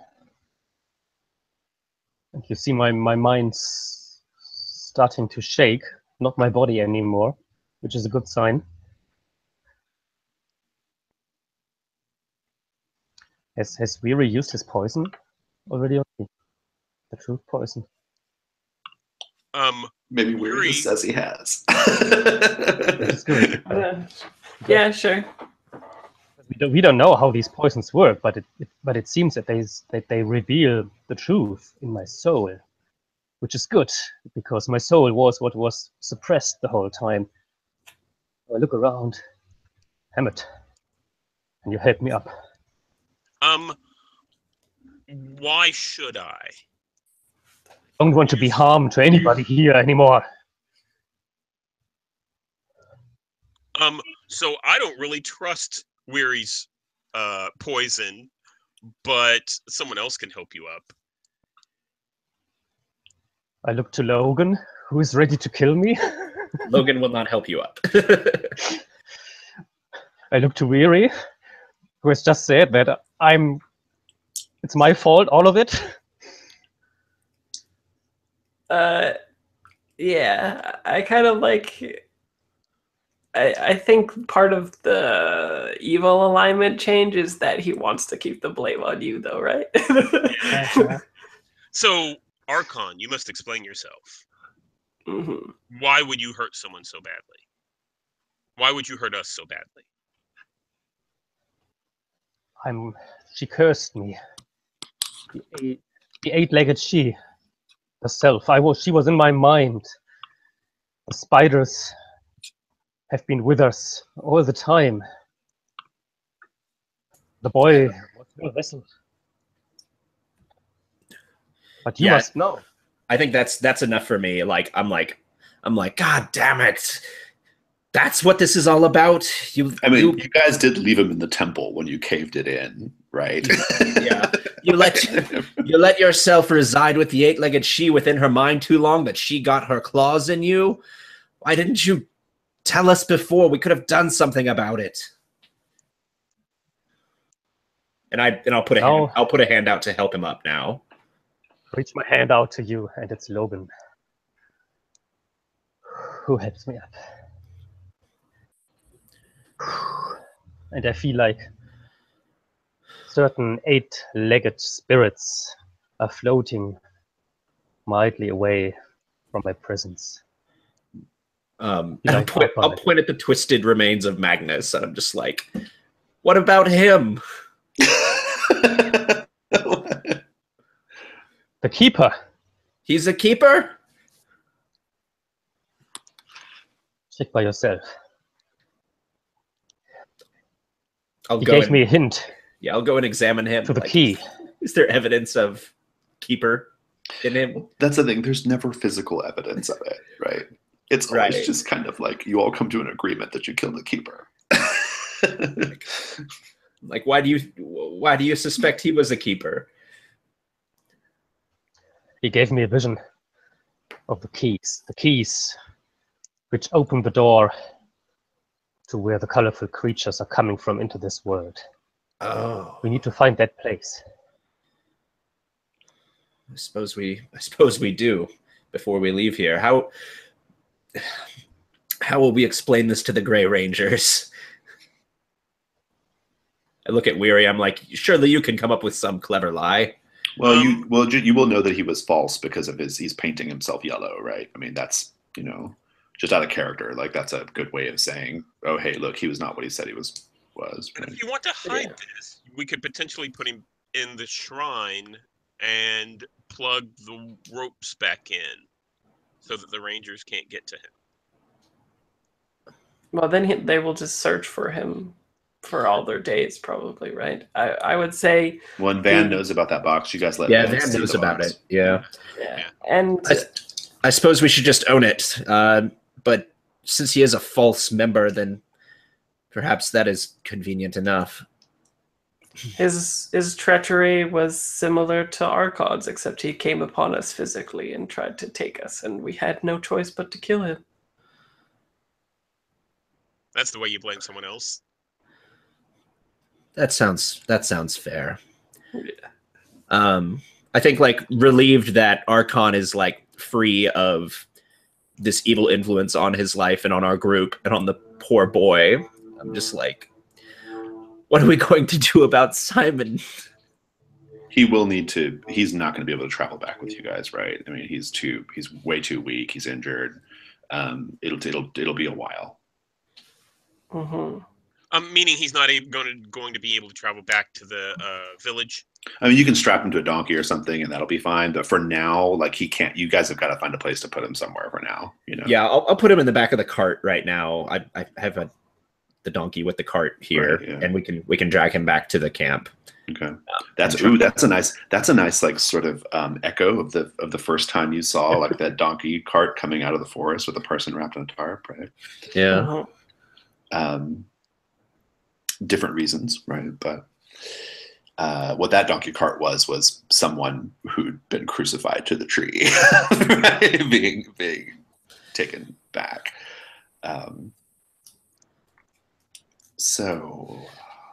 But yeah, once we get all that sorted, once we get him in medical care or whatever, once we explain away the fact that we iced one of their Grey Rangers. Yeah, they'll accept that once you show them that he was pretending to be a Carcosan. That's fine. I'll go back to continue investigation of this thing now that I've got these books and I've kind of had some time. That's what Logan is doing. Okay, so we'll assume you're back at the lodge then. Give me, for each book, there's a custom move here. For each book, you can roll intelligence, and basically the amount of information you get will be dictated by the roll. 12 plus gives you the best information. Okay. So just tell me which book you want to start with. Okay. I'll start with the second book that we found, the one that was in the room with the strange creatures with the bats, and the power source.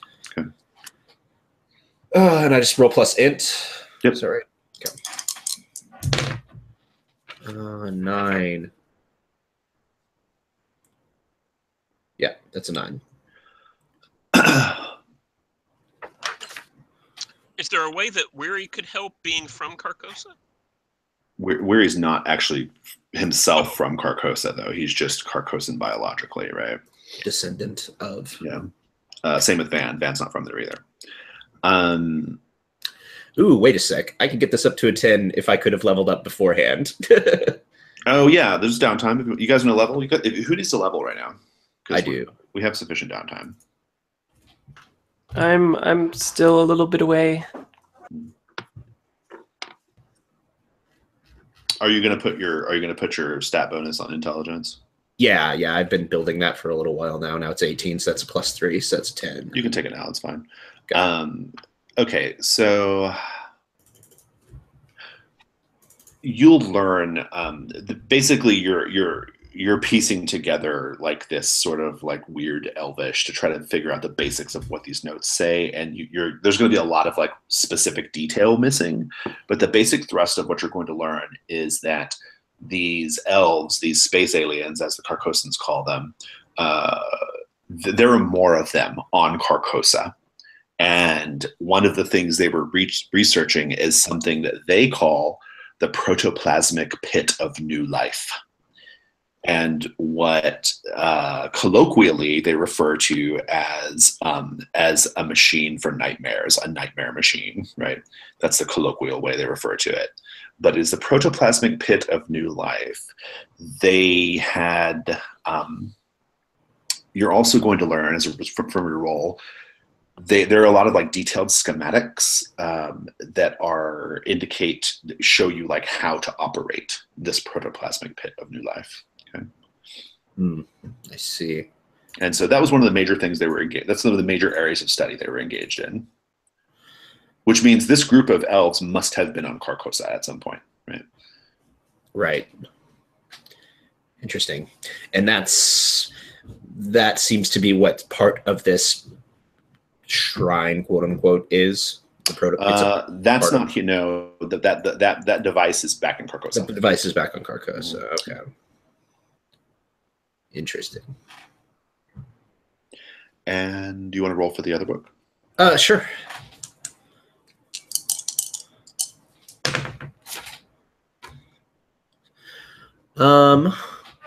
That is a 6, but I could use one of my +3. It was a 6. Yeah, it's still a 6. I could use one of my bag of books too. Yeah, I'll let you use that. Yeah, if you want to bump it up to 7. Yeah, it's just a freaking like elven dictionary to help me try and piece this together. The brackets were basically you're going to learn that the cerulean tree exists in both worlds at once. It simultaneously is in Carcosa and in this world. And they use the brackets to manipulate the fields, the sort of like space-time distortion fields that cause that to be the case, it allowed them to just step through from Carcosa to this world. The indication here is that this is a very like advanced way of manipulating the tree.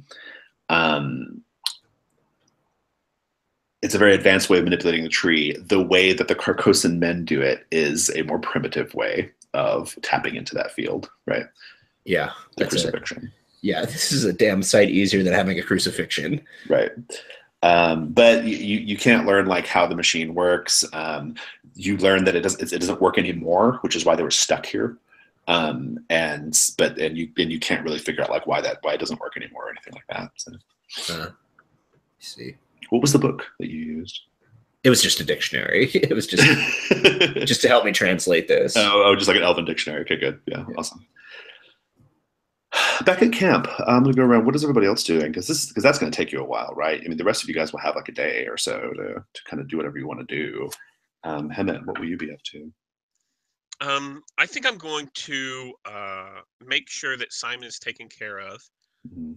Once the Rangers are there and they've accepted our explanation about Magnus, what's the response about the spider infestation or the spider attack? Is this something that they would know about, or is this strange to them? No, they don't have any like. The way you've described it, they're all very horrified. One of them even says like, "Oh, that sounds like serpent men magic, right?" Like they say something like that, You'll notice in their chatter with one another, they make reference to the serpent men a lot. The way that like we might refer to like the devil as like a being or an entity that is vexing you, right? In some way. They make reference to the serpent men all the time, like in that way. So I think primarily I'm going to be helping out, trying to take care of Simon. And it depends on how much I trust them, whether or not I'll leave him alone with them. The rest of the Grey Rangers apart, Magnus is the only one that was like untrustworthy, right? The rest of them they're legit. They're doing what they're not protecting anybody from anything really, but they're just a waypoint to getting Carcosan people from the tree, right? So Steven knows that, but Hemet just knows that they've been lying and secretive. And right, exactly. So, you can be. Being suspicious seems like an appropriate thing to be. I think that Magnus clearly had some kind of intentions for Simon, right? Probably keeper-related intentions. But the rest of them are, they'll help you, right? They'll find a place to put them up and stuff like that. Yeah. What about you, Archon?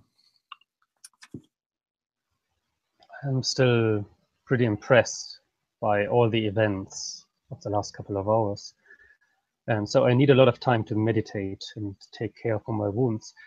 But what I want to do is peer through the veil and dive deep into the spiritual world around the Bleak Forest to get a hint of where the key of the keeper could be, to trace him in the spiritual world. So meditating, sitting there, and trying to find for information which could help us to find the key. Yeah, I'll give you discern realities on that. What about you, Weary? I think Weary wants to return to some normalcy, so I think he'll be spending his time trying to relearn the secrets of the Shadow Court magic that made him appear like a human. No one's ever asked why Carcosan men are able to appear like a normal human. Oh, I thought he was implying that it was just me specifically because of some Shadow Court thing or something. That's why you're able to, like, your basic biology makes you valuable to the Shadow Court in that way, as someone who can change their appearance, right? But it's still an open question of how these Carcosan men out in the forest are able to like make their faces appear like normal human faces and not otherwise, right? That's not Shadow Court business. Right, there's got to be some other way. Kemet assumed it was distance from the tree. No. Well, maybe I'll go to my brother then and ask him.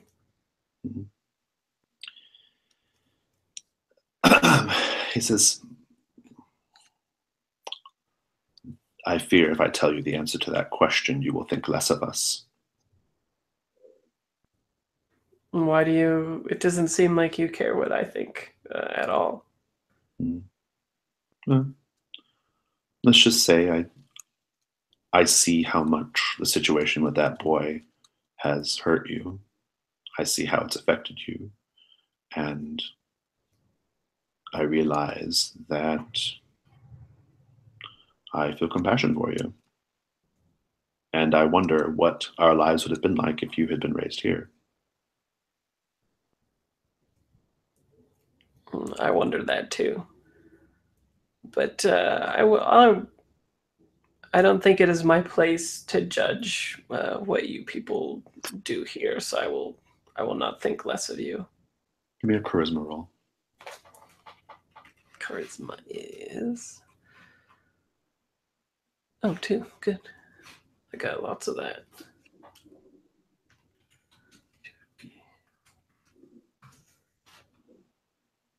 Wow, 12. Nice. He says, I will show you. And he takes you and says, promise me you will say nothing to your companions. I swear it. Good. And he takes you to his cabin. And there is a rug, keeping with one of our motifs here, a rug with a trapdoor beneath it, right? He kicks that rug back and he pops open the trapdoor. And he puts his ear down and says, she's sleeping. Let's be quiet. And he begins to descend down the ladder. Do you follow him? Yeah. Is this the same place where I was I was gonna break into, but then I was all like, my hands. Sure, yeah, it can be.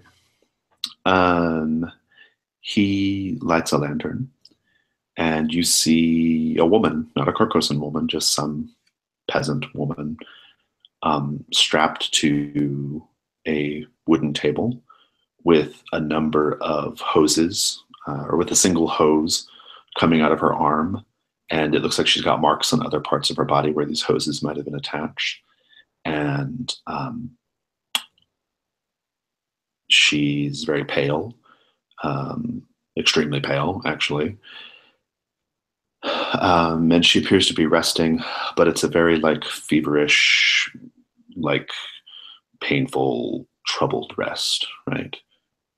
And he I think his face is still bone at this point, right? Or it's the bone face right now, right? The clear skin, and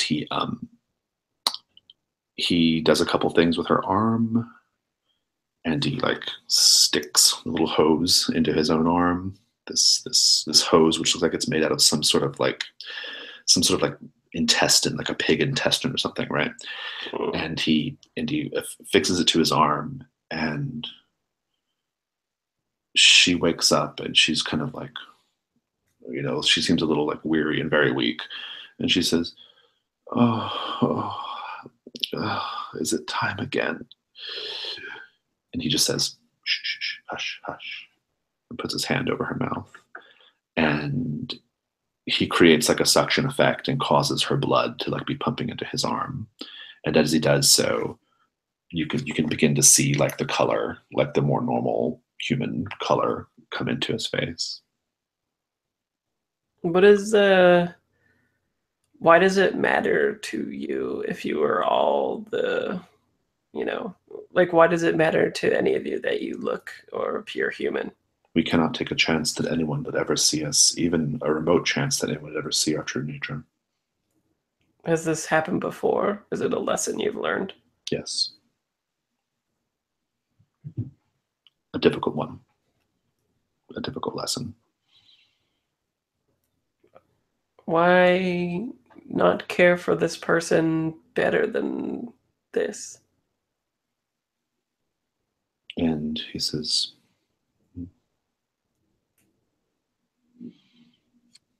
I care for her in my way. Perhaps if you have discovered compassion again, you could do better by her. And he undoes the connection, the color in his face having returned. And he says, I used to have a willing donor. But then, what happened? I learned a difficult lesson. And he heads for the ladder to go back up. Oh. Okay. What do you do? I think that I'll maybe make sure that like she's like healthy, and then I'll go to my father and confront him, I think, about it. I mean, it looks like he feeds her and stuff. You see like food and things around, right? I don't think he's starving her or anything. He needs her to be healthy, right? Yeah. But she doesn't really have any kind of life either, though, right? Who knows? Mm-hmm. Well, yeah, like it would seem think, not, but yeah, I think I want to confront my father about it, though. Okay. Logan, after you've done your research, what do you do? This is like the better part of the day, I think, that's taken place. It's past at this point. Yeah. Like I would probably try and track down Weary again and see if he wants to go back out, check that out now that I've learned something about it. Probably not so interested in powering it down anymore as much as I would be interested in repairing it. Repairing, the brackets that help? Yeah. Oh, yeah, okay. Mm-hmm. Mm-hmm. That would require further research, but yeah, it's possible. Yeah, I think whenever Weary is not, doing those scenes, he would go, because, yeah, like I think the truth about this place is a little chilling for him, probably. Even with your new evil alignment. Yeah, like I think he understands the cost and the necessity of it. Like he doesn't want them to like be killed or anything like that, but it's certainly not like a warm homecoming or like finding a place, that he belongs to or anything like that either. So yeah. Archon, what's your next move? Well, I have meditated and I have 3 questions ready Start away. to be asked. However, I have the feeling before I discuss them, and I would like to discuss them with all of my friends together, because they could be relevant for our next move here.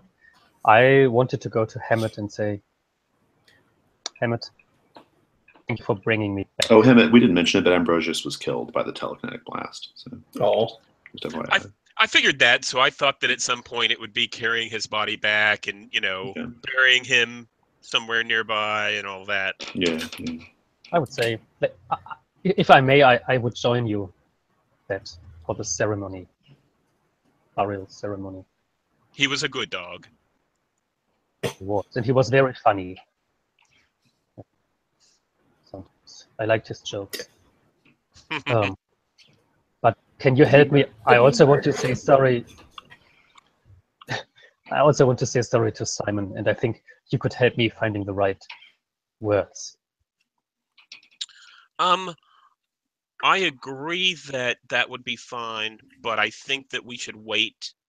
Simon is still very unhealthy, and he's still, you have woken up from the control from the spiders, but he really hasn't. He's had the spiders taken from him, and he's still kind of angry about that. So I think we should give him some time before you talk to him. All right, good. There's one other thing. I wanted to say thank you in a stronger way by, if you let me, I could give you some advice on the spirit in your dagger for your upcoming journey. Okay. If you want. And then I would use one of my discern realities questions to give Hammett some help about where his journey could lead him in terms of the spirit and what he should do with the spirit which killed his sister. Maybe we'll handle an epilogue, I think. Seems like Okay. a good move. Yes, yeah, that's an epilogue thing, yeah. Good. What about your other DR questions? You want to ask those? So what should I be on the lookout for? I'm directed into like where in the Bleakwoods could be some hint of where the key is. It's in Carcosa. Perfect. It reaches out to you. You might even pick up on it, right? You might pick up like kind of rolling into your like Slay a Keeper move. Like maybe you know you must go to Carcosa, and once you get to Carcosa, you'll know how to find it, right? All right. And the second question is what is useful or valuable to me in our journey to Carcosa? Is there something here which we should take with us, or? Yes. You have on your person a tchotchke, a memento, a small token of home that's made out of mithril. It's not an amount of mithril that is like useful for anything. It's like a little small thing, and for whatever reason, it feels intimately connected to what's going on and like what the next moves are. What is the little thing you have on you? Let me think about it for a moment. Sure, I can come back. Logan and Weary. Weary, do you tell Logan what you found, even though you said you weren't going to? With the woman?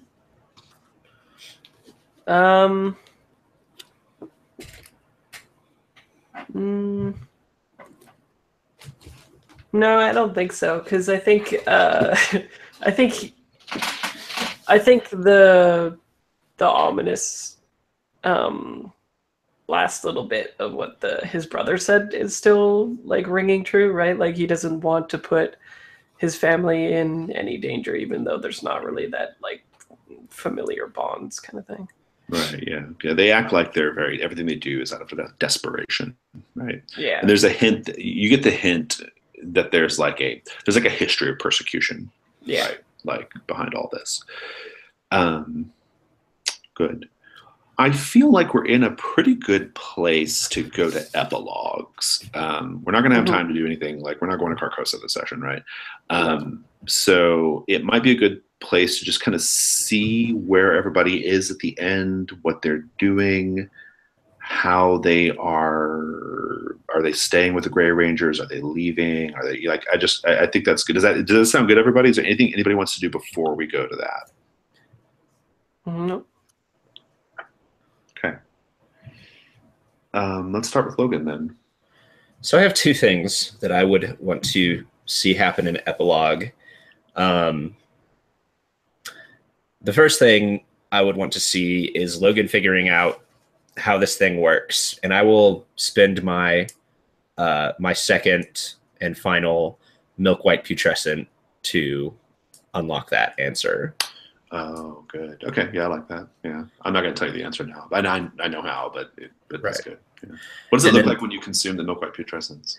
I don't consume it. It's already inside of me. I just that's have right, that second use of like a flat, like intense right. insight. Yeah. You have the benefit of it being in your mind. Yeah. Yeah. Good.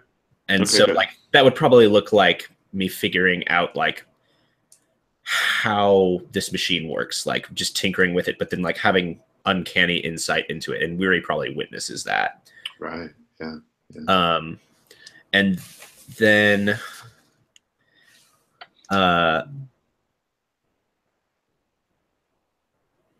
Something with Brandon, maybe. yeah, I think the second thing is like after I get the machine working, like I would think that they wouldn't need Brendan's magic to transport themselves to Carcosa anymore. They have this machine, so I can try and do a ritual to free him from. Yeah.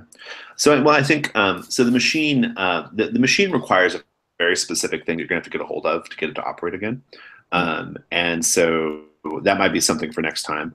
But I do think you will learn that, like, what's going on is Brandon was basically through the root systems, like communing with the cerulean tree directly in order to help manipulate the time space distortion field around the tree to make it easier for the crossings to happen. Right.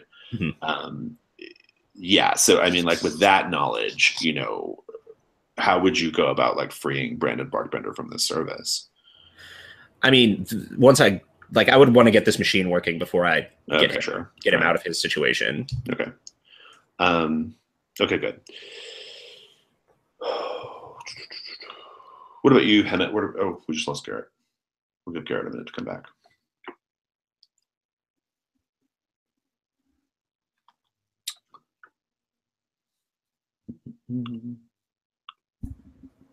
Just to tee up for Carcosa adventures, I think that like this flash of insight and knowledge about how this machinery works has also caused me in my leveling up to take Prodigy, which gives me another focus, and the focus will be the Abyss. So conjuring horrors. Yeah, they might just like walk right up to you, no conjuring needed, right? I mean, no, it's good. I love it. We'll catch Garrett up. Hemant, where do we see you after? So I think that Hemant takes care of Simon and kind of nurses him back to health. And then I think this is him saying, goodbye to the group. And they go on their own adventure, and he takes Simon back to his family. And I think this is, him coming up in a donkey cart or something somewhat similar. Yeah. The riding dog isn't big enough for two of us. Well, it's dead too. Well, true, but I could pick one up on the way back. Right. I think it has to be a cart, and Simon is in the back of the cart. He's been made comfortable and all of that. Mm-hmm. And I think I arrive back at his village, and I tell his father, how important Simon was for us to find the danger that was going to possibly damage the world, and we needed to. He was very important to see this, and unfortunately, Simon paid a large price for it, but he's on the mend, and I think that's about it. Yeah. Okay. Good. So you kind of give his dad like a story about. I don't To some lie. degree, yeah. I don't Yeah, lie, yeah. but I tell the truth, which is, if he wasn't there, it wouldn't have been possible to see everything that was going on. We wouldn't have found out about the spider group coming and trying to invade this land. Oh, you tell him all those details about the spiders and stuff. I think so. I think I tell him about the spiders, that it was this great. Of course, Hemet doesn't fully understand, so it was this huge spider god that was trying to take over another land, and it had corrupted not just Simon but another one of the people in the party, and we did everything that we could. It was a close call. Simon almost paid with his life, but luckily. Oh my God, they're gonna burn Simon at the stake when you leave. I think so. I think he's a hero. Yeah. I probably don't help because I before Simon leaves, I try and help him by I can transfigure living flesh now. Ooh. So I would try and give him a leg, but the unfortunate bit of this leg is I can still not create permanent things. So it comes and it goes. That's so weird. Yeah, that's part of the requirement. Using spells that aren't horrifying, I'm not allowed to do that anymore. Archon, what about your epilogue? Where do we see you? Well, there's this one object which I haven't touched since my journey started. It's in a leather bag, and it's time now to get it out. It's a Myrtle heart, like a Brogar heart. So it's about the same size as a human heart. You couldn't distinguish it if you're not very good in anatomy. Maybe it's also from a totally different creature, who knows?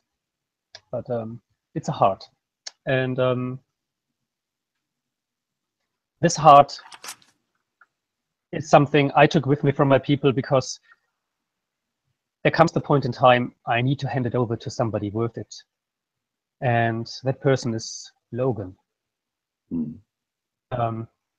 Because on one hand, I need to continue this journey and go with everybody else to Carcosa. On the other hand, I shouldn't, because Elgoliant is after me and I'm cursed. And I'm endangering the whole mission. Logan, this heart is for you. There's a part of myself in there, but also something else, something which was handed over by my ancestors. Take it with you, and we see each other again, but we need to split our paths here. See you again. I accept the strange mithril, biological heart. Curiously enough, that's actually the element that you need to get the machine powered back up. So that makes sense. you'll probably have to melt it down. Yeah. Probably. Indeed. Weary, what about you? I think he confronts his father and says it would be less suspicious to have these people actually living with you in the village, because I can tell you just from being an outsider that not seeing any because there was no women, was there? There were women. Yeah, there were women. There were Carcosan women, but yeah. Oh, okay. But I think that you should give them a place in your society if you're going to rely on them so heavily. And you'll learn with a little bit of prodding that they have just all kinds of people, men, women, whatever, just people they've, and some of them actually are willing participants in it, right? Just some are not. So. Oh, okay. Okay. Yeah. And then also I think just trying to master that, camouflage stuff from the Shadow Court stuff is what he'd want to do. Yeah.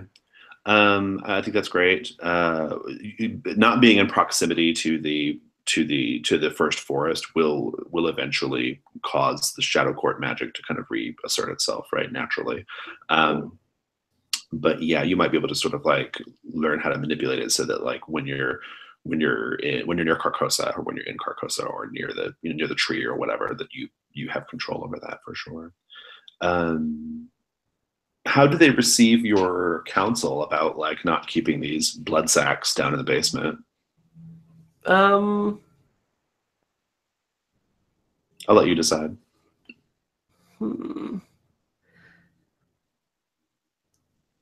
I think so, because like they even saw that like eventually strangers will come and like secrets will out, right? So they might as well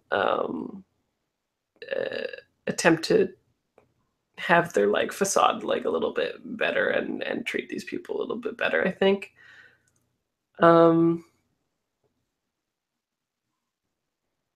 Yeah, I don't see why they wouldn't. Okay. I'm sure there's some people in the community who disagree, but Veritas, like, I think, you're his son, even though you have not much of a relationship. I think he will. I think it's an attempt to want to bond with you again, right? Yeah, exactly. Like just like my brother, like his way of bonding is like explaining the emotion instead of doing it, right? Yeah. Maybe same sort of situation where he's showing by doing instead. Mm-hmm. Good. Let's do the end of session.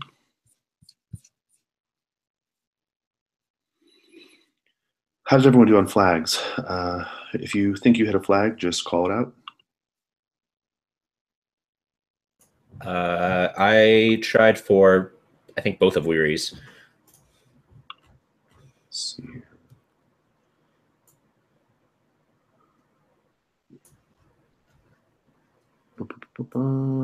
Which ones specifically? There's 3 there. Oh, I thought there were only 2. Hold on. Yeah, the send me into danger or into the shadows for sure. I think that, that one's. I agree. That seemed like it hit. Okay. Yeah. What about you? Where did you hit it? I wasn't really paying attention to flags, so I don't think so. Okay. What about you, Archon? Well, my hits got hit by Weary, I would say. With the what? He gave me a very strong impression of his mind. Oh, yeah. Yeah. So what you're about, like all the hate you sent in my direction. I find that was pretty strong, and I hit Hammett's flag, or I tried to give me a chance to fit in with those outside my tribe, because we don't belong to his tribe, and I like when he brought me back to humankind, it was much more than just his people. I was thinking about not everybody around. Hammett, what do you think? I think that Archon's actions made me less of an outsider with the Grey Rangers. So I can see that. Okay, cool. And what about you, Hammett? Do you think you hit one? I think I hit Archon's help me learn about empathy. Yeah. Absolutely. Let's look at alignment. All right. Hammett, defend those weaker than you. I'll say yes, because the move with the antitoxin and Simon, I think, applies there. So mark an XP, Hammett. Archon, use upset a relationship to see what happens. I actually do, whether you didn't intentionally do it necessarily, but I think I think your overall actions like definitely upset a relationship with Weary and Simon, right? So it was a good sequence if nothing else. So mark an XP. Logan, discover something maybe not about a magical mystery, but definitely a mystery. So you can mark an XP. It's a sort of magic. And Weary, what's your new one, Weary? The shift danger or blame from yourself to someone else. And you were doing that to Archon as opposed to you, because you were the one who actually legit killed all the spiders, even though. Okay. Yeah, well, I killed the spiders and I killed Simon, and I also didn't tell anybody that when I was inside Archon's mind that I did see the Spider Queen with him, right? I let that play out without my imp. Yeah, I think that's great. Awesome. That sounds good to me. Did we learn something new and important about the world? Sure. Mark an XP. Did we overcome a notable monster or enemy? I'm less sure about that. I don't think that really happened. We overcame Archon. Indeed, yeah. Did we loot a memorable treasure? Yeah, I think the things that you discovered in the Elven quote unquote shrine account for that. If we consider keepers enemies, we did kill a keeper.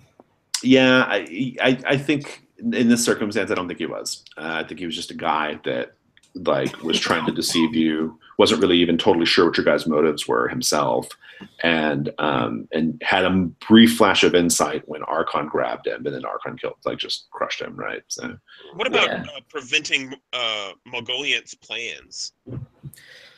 That's better. Yeah, I think that's a better argument. I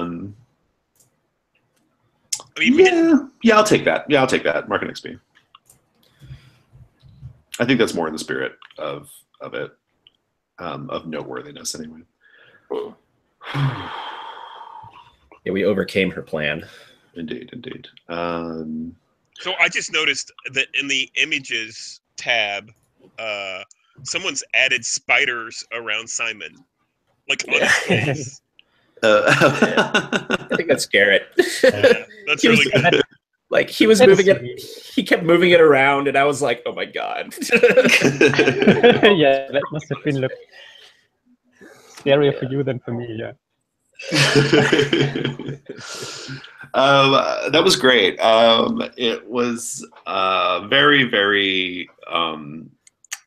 It was very, very weird and filled with lots of like weirdness, even some science fiction weirdness, right? I was kind of here for it.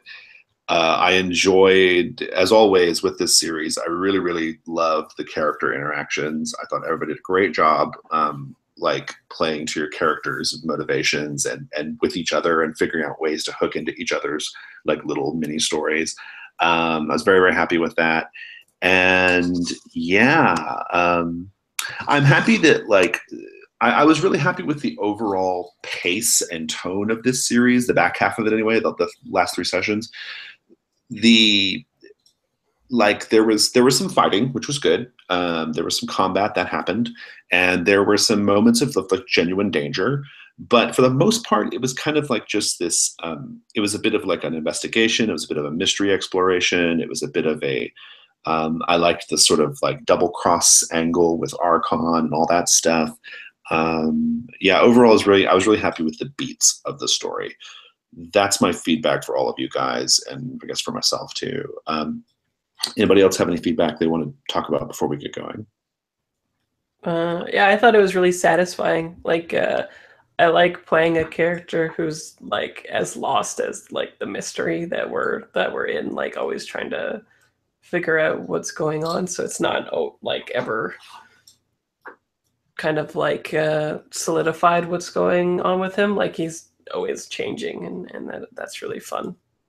Yeah, I agree. Physically too, in this case. Right? Yeah. I totally believe in your skills, Jason, but I'm still astonished how you made it happen that from all these open-ended questions from last session, everything like followed together into one system thing and made it a fantastic story. Thank you. So I think the third and the fourth session really belong together.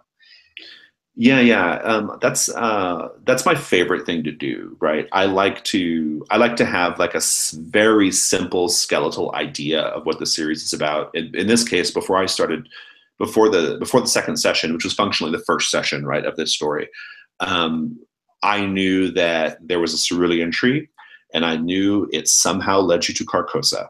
That's kind of it. And I knew that the Grey Rangers were Carcosan men. That was like the extent of everything that I knew about the basics of the story. The establishing questions were really great because the Elven Shrine one was particularly fun because I I was not super interested in some sort of like classic elf v dwarf ancient conflict story. You know, like for one thing, I just didn't really think it really fit the overall tone of what I was going for. But having said that, though, I did like the idea of Archon's people having this like mystery in their ancient past that no one talks about, no one understands. And so I just got flipping through the Carcosa book, and the space aliens in the Carcosa book are elves, and so like that kind of just worked out really great. And so that was a fun thing to do, to interpret like a shrine as or I should say, to interpret this like science fiction thing as a shrine was a lot of like fun to kind of to play with. So yeah, taking all those little things, like when Stevens suggested, you know, in the first session that the Grey Rangers like drank the blood of their enemies to give them, you know, to do something or whatever. Like I was, you know, I managed to kind of work that into the basic thread of what I had going on. All the stuff. I mean, it all. I tried my best to make it all kind of like fit. So yeah, I'm glad that came across, and yeah, I was really happy with it. Thank you. All right. Well, it was very good playing with all of you guys. Mm-hmm. Yeah, it's always a pleasure. Last time was Woodlands, and that was also great. Yeah. Yeah. Cool. Well, if there's nothing else, I am gonna let you guys go. But it was great fun, and I'm gonna stop the broadcast.